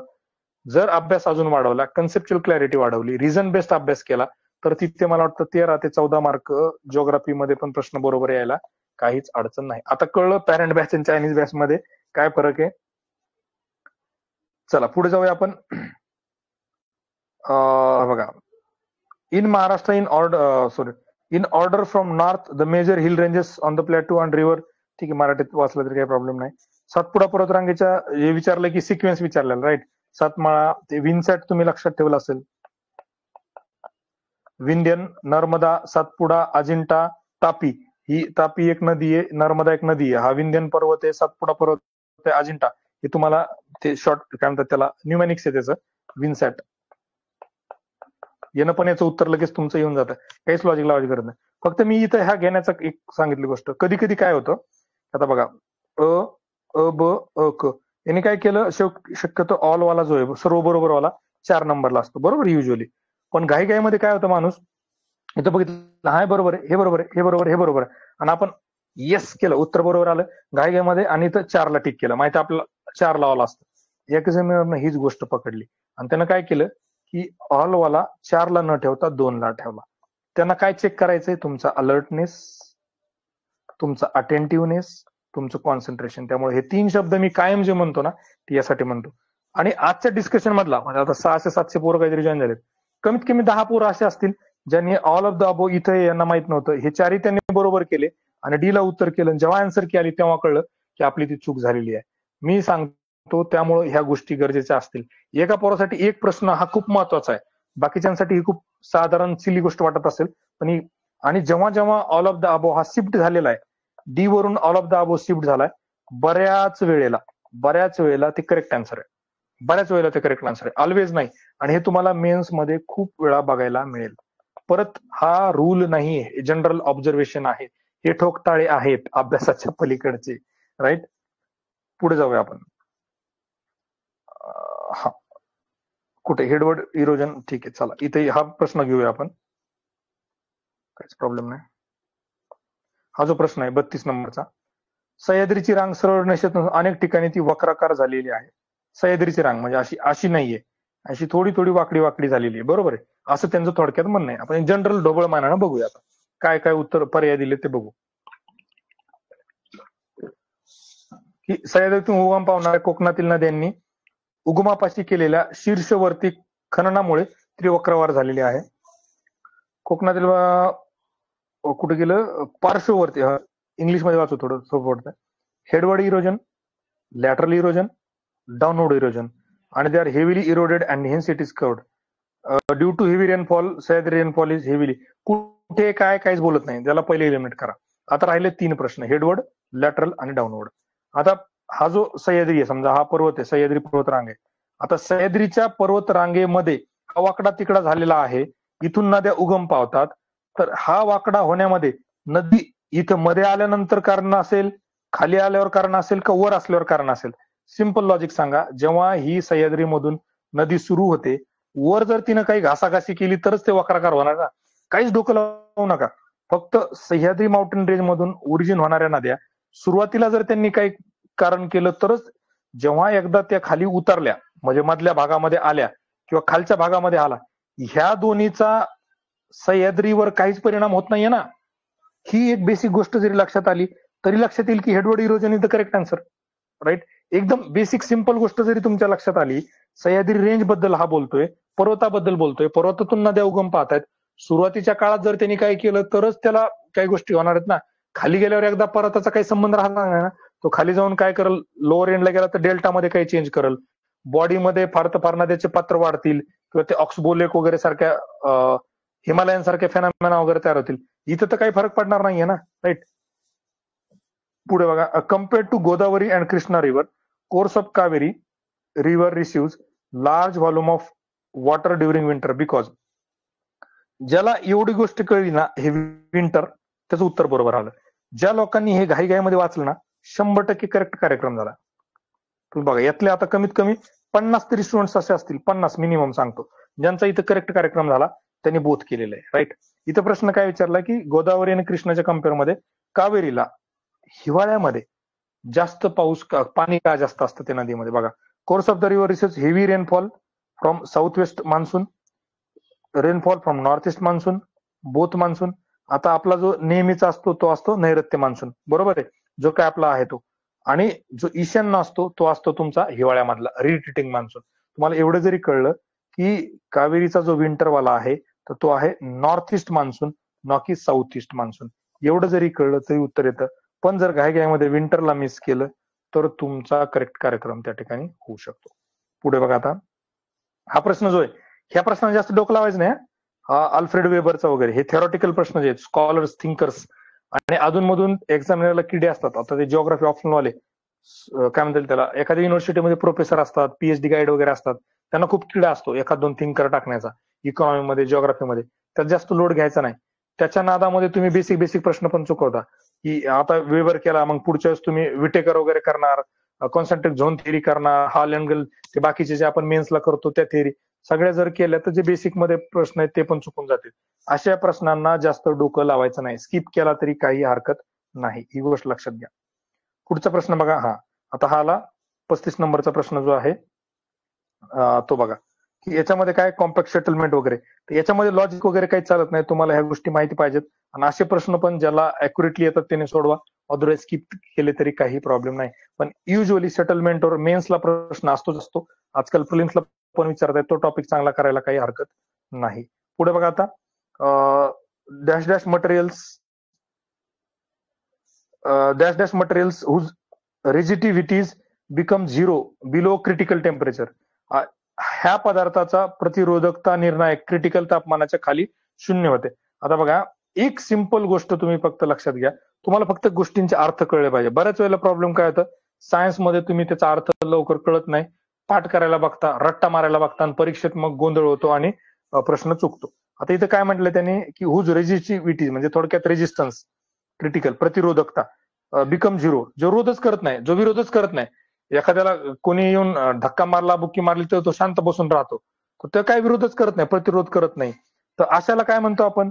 आता समजा एखाद्या गोष्ट आपल्याला तापमान वाहून न्यायचं ह्या गोष्टीमधून, आणि हे जे मटेरियल आहे हे जर रेजिस्टन्स करत नाही, म्हणजे इथून जर आपण समजा 1 युनिट तापमान टाकलं तर बाहेर पण किती निघेल? 1, कारण हा विरोधच करत नाही ना काही. ही सिंपल गोष्ट जर आपल्याला कळली, आपल्याला कळेल त्याला कंडक्टर म्हणतात, बरोबर आहे. त्याला सुपर कंडक्टर 2. इथं दुसरी पण एक गोष्ट आपण वापरू शकतो, कंडक्टर आहे, 2 पैकी 1 कंडक्टर असणार, राईट. हे चुकलं, हे चुकलं. आता या 2 पैकी 1 एलसीएम न काय होतं आपलं, 2 पैकी 1 उत्तर यायला पाहिजे. 50% पर्यंत आपण आलो.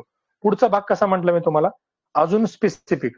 आता हे नुसतं कंडक्टर आहे की बाबा 1 युनिट आहे, इकडे गेलं, अर्ध युनिट का व्हायला आलं, यानं कंडक्ट केलं, बरोबर आहे, नेऊन तर ठेवलं.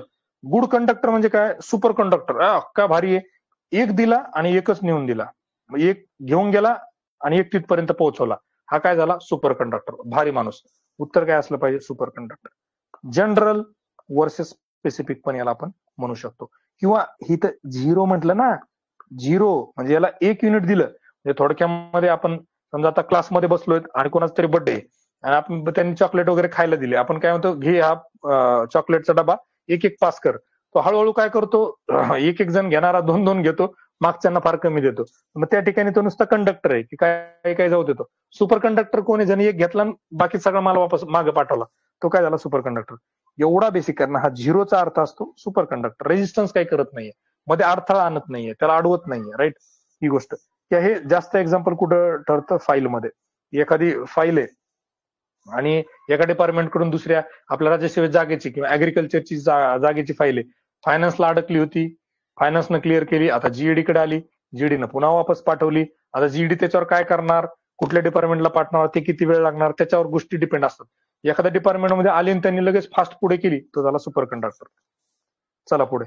आता एखादी वस्तू 36 डिग्री अंशात तिरप्या असणाऱ्या 2 समतल अंशामध्ये समरूपी ठेवली तर किती प्रतिमा तयार होऊ शकतात? आता अशा प्रश्नांमध्ये कन्सेप्च्युअली हा प्रश्न सोडवता येतो. इथं आपण कंटेंटसाठी बसलो नाहीयेत, कन्सेप्ट आपण माहित नाही आपल्याला. आपण विचार करतोय की माझं फक्त बीए झालंय, मला हे आरसा काय, मला तर काही बेसिक गोष्ट पण माहित नाही. एकदम सिंपल गोष्ट. आता एवढं काय म्हणलं त्यांनी, 36 अंशात तिरपे असणाऱ्या 2 समतल, हा एक आरसा आहे आणि हा एक आरसा आहे, 2 असे तिरपे ठेवले आणि हा किती आहे? 36 अंशामध्ये ठेवलेला आहे. आता मी इथे एक ऑब्जेक्ट ठेवला समजा, बरोबर आहे, इथं ऑब्जेक्ट ठेवला, त्याचे किती इमेज पडतील? आता सिंपल एक गोष्ट या ठिकाणी आपण काय करू शकतो की ह्या ज्या अशा इमेजेस वगैरे ज्या असतात ना, अशा ठिकाणी एक बेसिक गोष्ट ही आहे की ऑड मध्ये असतात, त्या परफेक्ट नसतात. म्हणजे 8 गेला, 10 गेला, उरले 9 आणि 11, 2 पैकी एक उत्तर असलं पाहिजे, 9 किंवा 11. मग आता 9 आणि 11 मध्ये जर आपण बघितलं, 8, 9, 10, 11, तर आता चान्सेस काय आहेत? एक तर 9 असेल किंवा 11 असेल. तर आपण काय करू शकतो की वर जो दिलेला आकडा आहे ना, त्याच्या रिलेटेड खालचा कुठला आकडा आहे का एवढं बघायचं. 36, 9 चोक 36 यानं याला भाग जातो. सरळ या गोष्टीकडे तुम्ही जाऊ शकता. आता तुम्हाला सांगता, हे काही बरेच लोक याला हसले असतील ज्यांना कन्सेप्ट येतात, हास्यास्पदच गोष्ट ही, पण बऱ्याच वेळेला तुम्हाला सांगतो, खालचे जे आकडे आहेत, वरचे आकडे आहेत, याची गोळाबेरीज केली, गुणाकार भागाकार केला, एखाद्याला भाग जात असला, बऱ्याच वेळेला उत्तर बरोबर येतं. ज्यांना सायन्समध्ये काहीच येत नाही त्या लोकांसाठी ऍटलिस्ट काहीतरी चान्सेस वाढतात की उत्तर बरोबर येण्याचं. निवळ ब्लँक सोडण्यापेक्षा किंवा अक्कड बक्कड बंबे पो करण्यापेक्षा किंवा काहीतरी माझ्या बेस्ट फ्रेंडचं नाव इनिशियली बी पासून सुरू होतं म्हणून 2 मारतो आणि डी पासून सुरू होतं म्हणून 4 मारतो, हे करण्यापेक्षा एक लॉजिक तुम्हाला इथं वापरता येईल की 36 ला 9 बघितलं, 9 चोक 36, 9 असण्याचे चान्सेस काय आहेत? खूप जास्त आहेत. कारण कुठेतरी फॉर्म्युले काहीतरी गुणाकार भागाकार जाईल अशाच पद्धतीने फॉर्म्युले तयार झालेले असतात. गणितामध्ये पण या गोष्टी बऱ्याच वेळेला आपल्याला बघायला मिळतात. सायन्समध्ये प्रश्न बघितला की घाबरायचं नाही, थोडस तोडफोड करायची, थोडं लॉजिक लावून बघायचं, डायग्राम काढायचा, अंश काढून बघायचा, कुठे डायग्राम ठेवली, किती इमेज होऊ शकतात, खाली ऑप्शन बघायचे, ऑड वाला एक आहे का आहे, त्याच्यामध्ये 2 मधलं कुठलं, तर मग हे 36 बघायचं. कळलं? पुढे बघा आता. अजून बघा. आता बघा इंग्लिशमध्ये आपण constant is the mathematical statement of equation of continuity, Bernoulli's equation, Pascal's law, Euler's equation. आता इथे तुम्हाला एक गोष्ट मी ग्रामरची मुद्दा म्हणून काय सांगतो माहिती आहे का? आता मला ही कन्सेप्ट माहित नाही एक्झॅक्टली. ज्यांचं कुणाचं हे केमिस्ट्री फिजिक्स चांगला असेल ना त्या लोकांनी तुम्ही सांगू शकता हे असं आहे का. इक्वेशन ऑफ कंटिन्युटी आणि युलर्स इक्वेशन, बर्नौलीज इक्वेशन, सातत्य समीकरण, बर्नौलीजचे समीकरण, युलरचे समीकरण, ग्रामॅटिकली करेक्ट, सातत्य समीकरण. हे काय शब्द झाला? हा पर्याय जाणून बुजून टाकलेला आहे, हा ऍडिशनल टाकलेला आहे, म्हणजे हे उत्तर कधीच नाहीये. याने ग्रामॅटिकली मिस्टेक केली. कंटिन्युटी हे इक्वेशन ऑफ कंटिन्युटी नाहीये, कंटिन्युटी इक्वेशन असं पाहिजे होतं. ते पर्याय काय पाहिजे होता? Continuity equation. एखाद्याला जर माहित असेल तर सांगा, तुम्ही कमेंट करून सांगू शकता, कदाचित मी चूक पण असेल. पण माझा असा अंदाजे कंटिन्युटी इक्वेशन शब्द पाहिजे होता. सातत्याचे समीकरण असं पाहिजे होतं. ग्रामॅटिकली मिस्टेक केली म्हणजे उडून ताणून आणलेला पर्याय. हा नॅचरली नाहीये, पुस्तकात नव्हता, त्याने उडून ताणून आणला किंवा त्या चॅप्टर मध्ये मेन्शन केलेला नव्हता, त्यामुळे पहिले याला काट मारा. उरले दोन आता, बर्नौलीज इक्वेशन, युलर्स इक्वेशन. दोन इक्वेशन आले, इक्वेशन एलसीएम न काय करू शकतो? दोन पैकी एक निवडू शकतो. बऱ्याच वेळेला आपण दोन पैकी काय करतो? पहिला निवडतो. बर्नौलीज इक्वेशन पर्यंत आपण जाऊ शकतो. एमपीसी नंतर हा कॅन्सल केला. इथं काहीतरी प्रॉब्लेम झाला होता, एक गोष्ट मिसिंग होती. ते आपल्याला अभ्यासाचा भाग किंवा कंटेंटचा भाग हा नाहीये, म्हणून आपण ते डिटेलमध्ये हे शिकत नाही आहोत. फक्त एवढं बघतोय बेसिक मिनिमम ऑब्झर्वेशन्सवर, कमी अभ्यासावर उत्तरापर्यंत जाता येतं का, काही हिंट मिळते का? तर इथं हिंट ही मिळाली की एक तर उत्तर नाहीये, एक तर दोन असलं पाहिजे, 4. 50% पर्यंत असंही आलो. 10 प्रश्न असे अटेम्प्ट केले तर 5 बरोबर येणार आहे, राईट. 20 अटेम्प्ट केले तर 10 बरोबर येणार आहे. 10 मधले अजून 3 जरी निगेटिव्ह गेले तरी 7 मार्क. सायन्समध्ये काही काही मुलांना 7 मार्कही पडत नाहीत. एक गोष्ट बेसिक समजून घ्या. ज्यांना पडतात त्यांच्यासाठी तर ही गोष्ट नाहीच आहे खरं तर, राईट. पुढे बघा आता.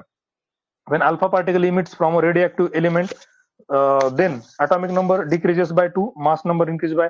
आता इथे जर जनरल ऑब्झर्वेशन बघितलं, 2 1 4 2, बाकी सगळे दोन्ही स्टेटमेंट सारखे आहेत. एलसीएम न एक असलं पाहिजे किंवा 2 असलं पाहिजे. हे गेला, हा गेला पर्याय. एलसीएम ना ज्याला काहीच माहित नाही, खरं तर हा प्रश्न खूप सोपा आहे. ज्यांचा अभ्यास आहे त्यांच्यासाठी फुल टॉस आहे. म्हणजे इव्हन 10वी 12वीला जे काही बेसिक आपण अभ्यास करतो त्याच्यावर पण उत्तर येतं, पण आपण कन्सिडर करूया काहीच येत नाही. त्या ठिकाणी 2 पैकी एक उत्तर असलं पाहिजे. काहीच नाही कळलं, 2 पैकी 1 कडे आपण गेलेलो आहे. अजून दुसरी गोष्ट एक बघा, यांनी काय केलं? 1 ला 2 ला 1, 4 ला 2. आणि बरोबर काय केलं? 2 चा अर्ध केलं, 4 चा अर्ध केलं. बरोबर इथं ऑप्शन सेट करताना, आणि त्याचमुळे हा प्रश्न त्यांना काय झाला? असा सेट करता आला. अदरवाईज इथं काय होतं? अभ्यासावर पण प्रश्न बरोबर आला असता. आपण एलसीएम न काय केलं? 2 पैकी 1 50% मध्ये आलो. अजून काहीच नाही कळलं तर पहिल्याकडे गेलो, उत्तर बरोबर आलं. आता पुढे जाऊया आपण. मुलाचा ताप 104 फॅरनहाइट आहे. हे तापमान किती डिग्री सेल्सिअस आहे? जेवढ्या फॅमिली म्हणजे जेवढे आपले विद्यार्थी आहेत, मी म्हणजे महिलांबद्दल बोलतोय, पुरुषांबद्दल बोलतो, ज्यांच्या घरी बाळ आहे, ज्यांनी थोडस काळजीपूर्वक गोष्टी जर वाचल्या असतील तर त्यांचा हा प्रश्न चुकणार नाही. बऱ्याच वेळेला बाळाला ताप येतो, डॉक्टर सांगतात पण एवढा एवढा ताप आला, तेवढा तेवढा आला. ताप आला याचा अर्थ काय? की नॉर्मलच्या पुढे गेलं. 37 डिग्री काय? नॉर्मल. 36 नॉर्मल पेक्षा कमी. 2 पर्याय इथे गेले. 50% एकदम बेसिक कॉमन सेन्स. ताप आला एवढी गोष्ट जरी कळली तरी हा पर्याय गेला, हा पर्याय गेला. बरोबर आहे. आता दुसरी गोष्ट, 104 फॅरनहाइट नॉर्मल किती आहे? साधारणतः 98.6 फॅरनहाइट काय नॉर्मल आहे बाबा. हे एवढं फॅरनहाइट नॉर्मल आहे. मग आता आपल्याला काय करायचंय की 35 आणि 37 आणि पुढचे ऑप्शन आपले 39 आणि 40 हे 2 ऑप्शन आपले आहेत. आता याच्यामध्ये जर आपण विचार केला की हा 2चा गॅप आहे, इथं काय 1चाच गॅप आहे, राईट. 37 ला किती आहे? 98 आणि इथं किती दिलंय? 4. मग आता 37 98 पासून 99 100 1 2 3 4, 37 पासून 39 आणि 40, 2 पैकी एक आपल्याला निवडा, 39 किंवा 40. 104 कशात जास्त असण्याचे चान्स आहेत? खूप जास्त टेम्परेचर आहे. डिग्री सेल्सिअस मध्ये 2 मधली हायेस्ट वाली कुठली असू शकते? 40 डिग्री.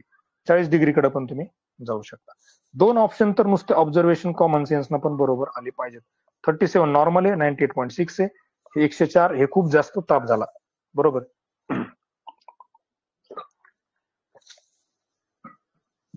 चला पुढे. आता बघा, which of the following statement is correct?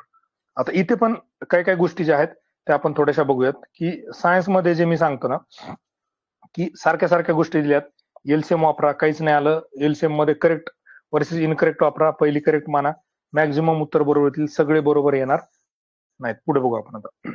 Which of the following statement is correct? The speed of planet is faster when they are nearer to the sun and slower when they are farther away from the sun. Speed of the planet is faster when they are farther. मराठीमध्ये वाचू. सूर्यापासून कमी अंतर, सूर्यापासून कमी अंतर असताना सर्वात कमी असतो, सर्वात जास्त, सर्वात कमी, सारखाच. आणि काय दोन ऑप्शन बघा इथं, फक्त कमी आणि जास्तचा फरक आहे. एलसीएम सेम लाईक एलसीएम, दोन सारखे, दोन सारखे, काहीच कळत नाहीये. बरोबर आहे, काहीच कळत नाहीये. एक मारून दिलं दोन मधलं, उत्तर बरोबर आलं तरी पण एलसीएम करेक्ट वर्सेस इनकरेक्ट ना. आता पुढची गोष्ट, बेसिक कन्सेप्ट काय सांगते आपल्याला की ग्रॅव्हिटी जी आहे तर काय करत असते, दुसऱ्या ऑब्जेक्टला ओढत असते. आता एखादा प्लॅनेट सूर्याच्या जवळ असल्यावर जास्त जोरात ओढला जाईल का दूर असल्यावर? जवळ असल्यावर. मग जोरात, जर ग्रॅव्हिटी जवळ जास्त काम करते तर स्पीड कधी असणार आहे? जवळ असल्यावर जास्त असणार आहे. त्यामुळे पण उत्तर काय असलं पाहिजे? एक असलं पाहिजे. आता अजून एक फॅक्ट फक्त सांगतो, फास्टेस्ट कुठला प्लॅनेट आहे जो सूर्याभोवती फिरतो? तो मर्क्युरी आहे. त्याची स्पीड किती आहे? 47.87 किलोमीटर पर सेकंद ही स्पीड आहे मर्क्युरीची. एवढं फक्त एक लक्षात ठेवा. फॅक्ट राज्यसेवेला विचारणार नाहीत पण कंबाईनला, सर्व सेवेला कुठं विचारू शकतात. तर गोष्ट कळली, ही ग्रॅव्हिटीची कन्सेप्ट आहे, ग्रॅव्हिटीमुळे. पण एलसीएमला जेव्हा आपण बघतो 1 आणि 2, आपण सोडवतोय सायन्सचे प्रश्न. आता जिओग्राफी आपलं संपलं, आता आपलं हिस्ट्री संपलं. सायन्सचं जे काय ट्रेंड आहे, सायन्सचा जो काय क्वेश्चन फ्रेमिंगची पद्धत आहे, जे काय त्याची मेंटॅलिटी आहे एक्झामिनरची, ती ऑन अँड ऍव्हरेज सारखीच राहते, जास्त बदलत नाही. त्यामुळे एकदा का एक गोष्ट आपल्याला कळली, आता समजा मला माहित होतं अॅक्युरेटली माझा हा प्रश्न बरोबर येतोय, दोन पहिली एलसीएम बरोबर होते, दोन पैकी एक मारला. पुढच्या मध्ये रिस्क घेताना तुम्ही डायरेक्टली रिस्क घेऊ शकता, दोन पैकी एक एलसीएम कुठलं तरी बरोबर आहे, डायरेक्ट पहिलं बरोबर केलं, राईट. इथं आपलं उत्तर येऊ शकतं. पुढे बघा, आता एकदम फुल टॉस आहे. हा ट्रायटिकम वगैरे जो आहे तो पण बेसिक वालाच प्रश्न झाला. पुढे बघा आता, कॉन्कॉलॉजी, शंखशास्त्राचा अभ्यास म्हणजे कशाचा अभ्यास? आता आलो परत एनसीएल याच्यावर, कशावर आलो? एलसीएम वर आलो. आता इथं बघा, मोलुस्क उत्तर का नाहीये? हे झालं जनरल. स्पेसिफिक काय? मोलुस्कचं काय ते तर सांग. आपण मी म्हटलं की बाबा तुमचा क्लास कुठे आहे? सदाशिव पेठेत. आता मी जाऊ कसं? सदाशिव पेठ का छोटं आहे का? सदाशिव पेठेत कुठे? नवी पेठला आहे, गांजवे चौकात आहे, प्रबोधिनीच्या बाजूला आहे, कुठे? स्पेसिफिकली सांग. मग याने काय म्हटलंय? कॉन्कॉलॉजी is study of what? Mollusc आहे का? मोलुस्क तर आहेच आहे, इनडायरेक्टली मोलुस्कच आहे, पण अजून स्पेसिफिक काय? एक तर मोलुस्कची सेल असली पाहिजे किंवा मेंटल असली पाहिजे. जनरल वर्सेस स्पेसिफिक, हा गेला हा गेला. सेल असेल किंवा मेंटल असेल. एलसीएम न काय कळलं? दोन पैकी एक उत्तर बरोबर आहे.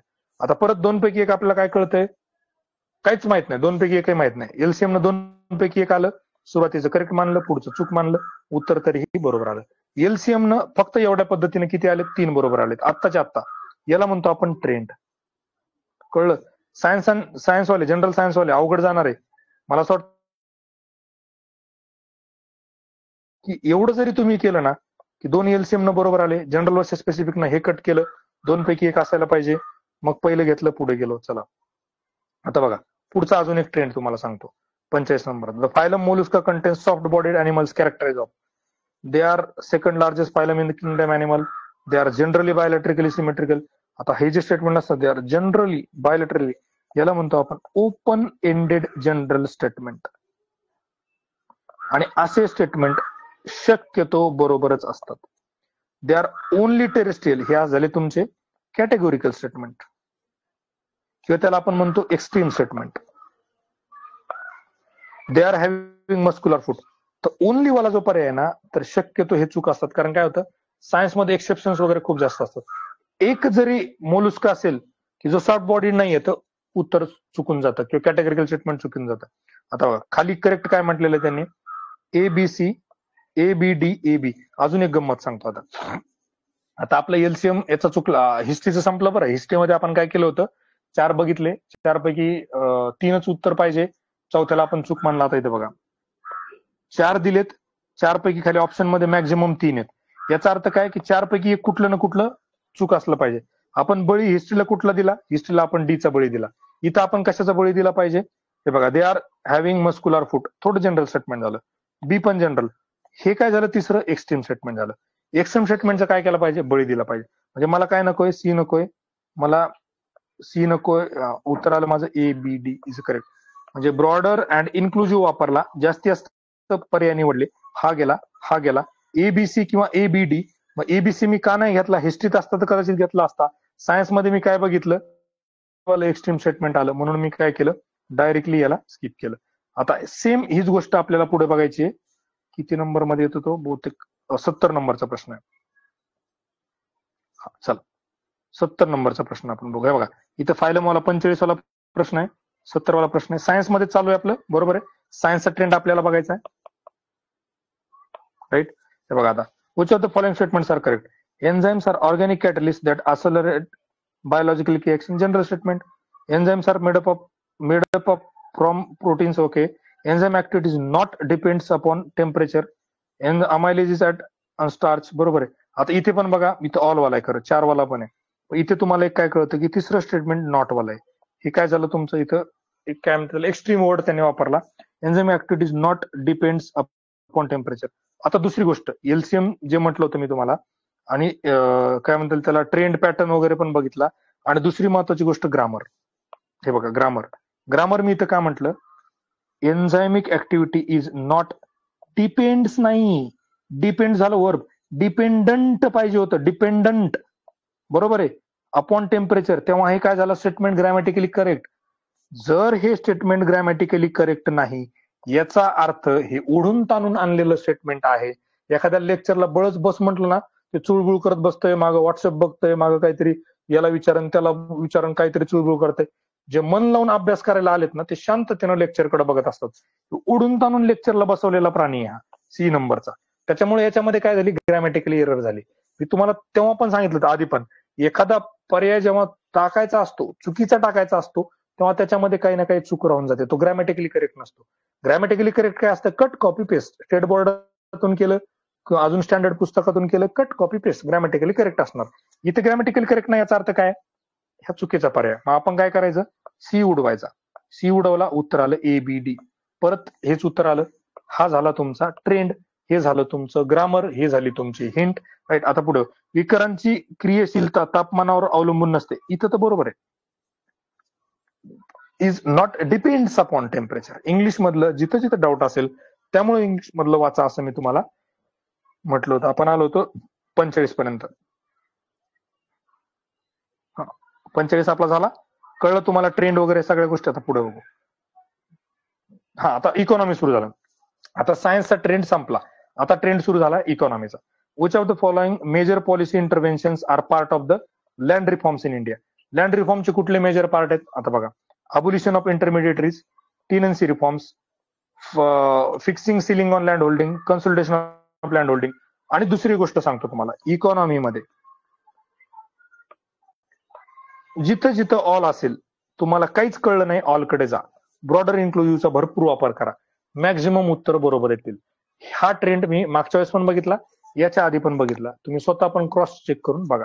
आता बघा, इथे काय ऑप्शन आपल्याला, A B C, A B D, A B all of the. इथं आपल्याला डाऊट आहे की समजा डी आहे का नाही माहित नाही. इथं लँड होल्डिंग बद्दल बोलते, लँड होल्डिंग बद्दल बोलते, मेजर पॉलिसी आणि लँड रिफॉर्म बद्दल बोलते. लँड रिफॉर्म आहे, लँड होल्डिंग आहे, लँड होल्डिंग आहे, हे दोन्ही असणारच आहेत. सी आणि डी आहे, सी आणि डी इथं पण आहे. ऑल ऑफ दिस कडे जा, all of the above is correct. आला, हे पण उत्तर बरोबर. पुढे बघा, who are the beneficiaries of Annapurna Yojana. Annapurna योजनेचे बेनिफिशरी कोण आहे प्रश्न. समजा आता तर फुल टॉस आहे, बऱ्याच लोकांचा बरोबरच आलाय. समजा माहित नाही, जनरल वर्सेस स्पेसिफिक का लिहिलं कळेल. School girls, casual labours, senior citizens who are not under national old age pension scheme, retired soldiers. आता बघा, इथं नुसतं सिनियर सिटीजन म्हणू शकले असते, ही गोष्ट द्यायची काही गरज नव्हती. हे एवढं यासाठी दिलं की कोणते सिनियर सिटीजन, जे निवृत्ती वेतन योजनेखाली नाहीत असे ज्येष्ठ नागरिक. एवढं स्पेसिफिकली सांगितलं, एवढं डिस्क्राईब करून सांगितलं, एवढं इलॉबरेट करून सांगितलं, याचा अर्थ ती करेक्ट आन्सर आहे. हे झालं तुमचं जनरल वर्सेस स्पेसिफिक. कळलं. सिनियर सिटीजन कुठले, जे नॅशनल ओल्ड एज पेन्शन स्कीमच्या अंडर नाहीत ते, राईट. कुठले विद्यार्थी, जे आपल्या बॅचला नाहीत ते विद्यार्थी. नुसतं विद्यार्थी म्हणलं तर मग बॅचवाले पण विद्यार्थी त्याच्यामध्ये. जेव्हा स्पेसिफिक एखादी गोष्ट सांगितल्या जाते तेव्हा शक्यतो ती गोष्ट बरोबर असते. ऍक्च्युअली तुम्ही उत्तर सांगताना पण अशाच गोष्टी सांगणं अपेक्षित असतं. कुठेही जनरलाइज स्टेटमेंट, कॅटेगोरिकल स्टेटमेंट इंटरव्ह्यू मध्ये पण केले नाही पाहिजेत, राईट. चला पुढे. Balance growth AIIMS rate AIIMS at, आता बघा, equality between growth rate of income, growth rate of output, growth rate of natural resources. Equality between growth rate of income and growth rate of population. Equality between growth rate of natural resources, growth rate of income. Between natural resources, growth rate of population. इथे यांनी 3 गोष्टी बद्दल बोलले. कुठल्या? Income, output आणि तुमचं natural resources. बरोबर आहे. इथे यांनी 2 गोष्टी बद्दल बोललाय. म्हणजे इथं 3, इथं 3, इथं 2, इथं 2, इथं 2 असे 4 पर्याय दिलेत. आता पहिला पर्याय असा आहे ज्याच्या ठिकाणी 3 गोष्टी बोलल्यात. याला आपण म्हणतो ब्रॉडर इन्क्लुझिव्ह अप्रोच.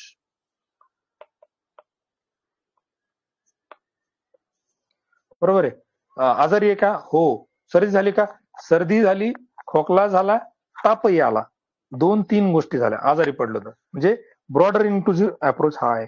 इथं पण 2 गोष्टी आहेत, इथं पण 2 आहेत, इथं पण 2 आहेत, इथं पण 2 आहेत, आणि इथं 3 गोष्टी आहेत. अशा केसमध्ये जेव्हा तुम्ही डाऊट मध्ये आहात, ब्रॉडर इन्क्लुझिव्ह अप्रोच कडे जायला काहीच हरकत नाही.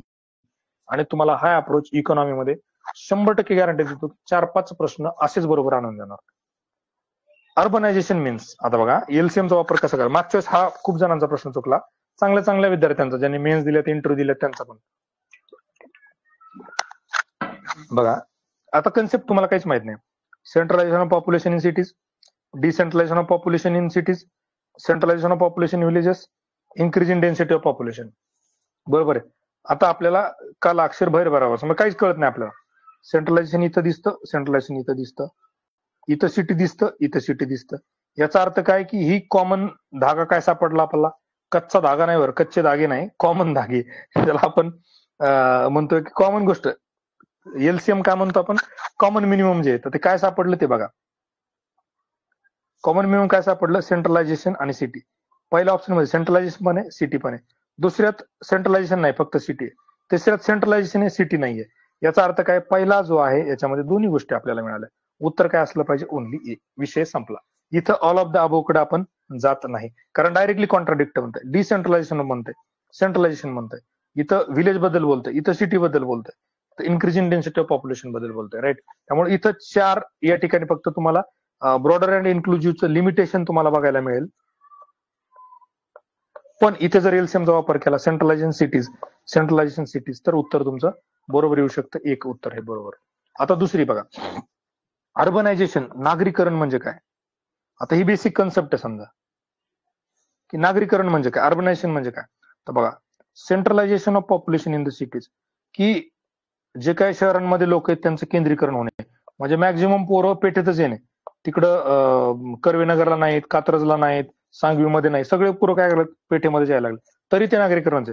शहरांमधले लोकसंख्या विकेंद्रीकरण, लोक बाहेर चालले, याला आपण नागरीकरण म्हणत नाही. खेड्यात लोकसंख्येचे, खेड्यात झालं तर ते नागरीकरण कसं होणार आहे? शहराच्या बाबतीत जर असेल तरच, त्यामुळे हे तर येणारच नाही. लोकसंख्येच्या घनतेत वाढ, बघा हे झालं जनरल स्टेटमेंट. आणि अर्बनायझेशन हा स्पेसिफिकली सिटी रिलेटेड आहे. जनरल स्टेटमेंट का चूक आहे? लोकसंख्येच्या घनतेत वाढ, शहरात, खेड्यात, कुठं हे सांगा ना, जंगलात, तुम्ही सांगत नाहीये ना, त्यामुळे हे स्पेसिफिक नाही, म्हणून हा पर्याय चूक आहे. आणि त्यांनी सिनियर सिटीजन काय म्हटलं होतं? जे नॅशनल पेन्शन स्कीमच्या अंडर येत नाहीत, म्हणून ते स्टेटमेंट करेक्ट होतं. नाही तर अदरवाईज ते पण स्टेटमेंट चूक झालं असतं, कारण नॅशनल पेन्शन स्कीम वाले त्यात येत नाहीत. ही गोष्ट लक्षात घ्या. लोकसंख्येच्या घनतेत वाढ कुठे? सिटीमध्ये, शहरामध्ये, जंगलामध्ये, कुठे? सांग. जर स्पेसिफिक सांगितलं तरच बरोबर येईल. जर हा म्हटला असता की शहरामधील, तर मात्र काय झालं असतं? अ आणि ड बरोबर आलं असतं. इथं नागरीकरण विचारलंय. Urbanisation always related to cities. Right. एकदम बेसिक कन्सेप्ट, याला काहीच गरज नाही कुठल्या स्पेसिफिक नॉलेजची. YCMO वाचायची गरज नाही, शिवाजी युनिव्हर्सिटी वाचायची गरज नाही, काहीच नाही. राईट. त्यात वेळ घालू नका जास्त. ऍटलिस्ट प्रिलिम्सला नाही तरी, मेन्सला ते वर्थ आहे, मेन्सला करायलाच पाहिजे, प्रिलिम्सला नको. पुढे बघा, पुढचा प्रश्न 51 नंबरचा. मला असं वाटतं काय करू आपण आता, हे पुढचे जे प्रश्न आहेत ना, आपण परत एक सेशन घेऊया. कळवतो मी सेशन कधी घ्यायचा काय, कारण आता हा खूप मोठा व्हिडिओ होईल, बरेच लोक बोरही झाले असतील. कंटिन्यू लेक्चर चालू आहे, तर राहिलेले आपण काय करू नंतर घेऊया, कारण परत एवढाच वेळ लागेल. 2 तास 4 तास सगळेजण बसू शकणार नाहीत. ज्यांनी नाश्ता चहा घेतला असेल ते ठीक आहे, बाकीचे बोर झाले असतील, बऱ्याच लोकांना गटारी सेलिब्रेट करायची असेल, तर त्यामुळे आपण काय करूया आता की इथेच थांबूया. राईट. आणि नेक्स्ट सेशनचं मी तुम्हाला चॅनलवरच सांगेन. Right. So thank you very much.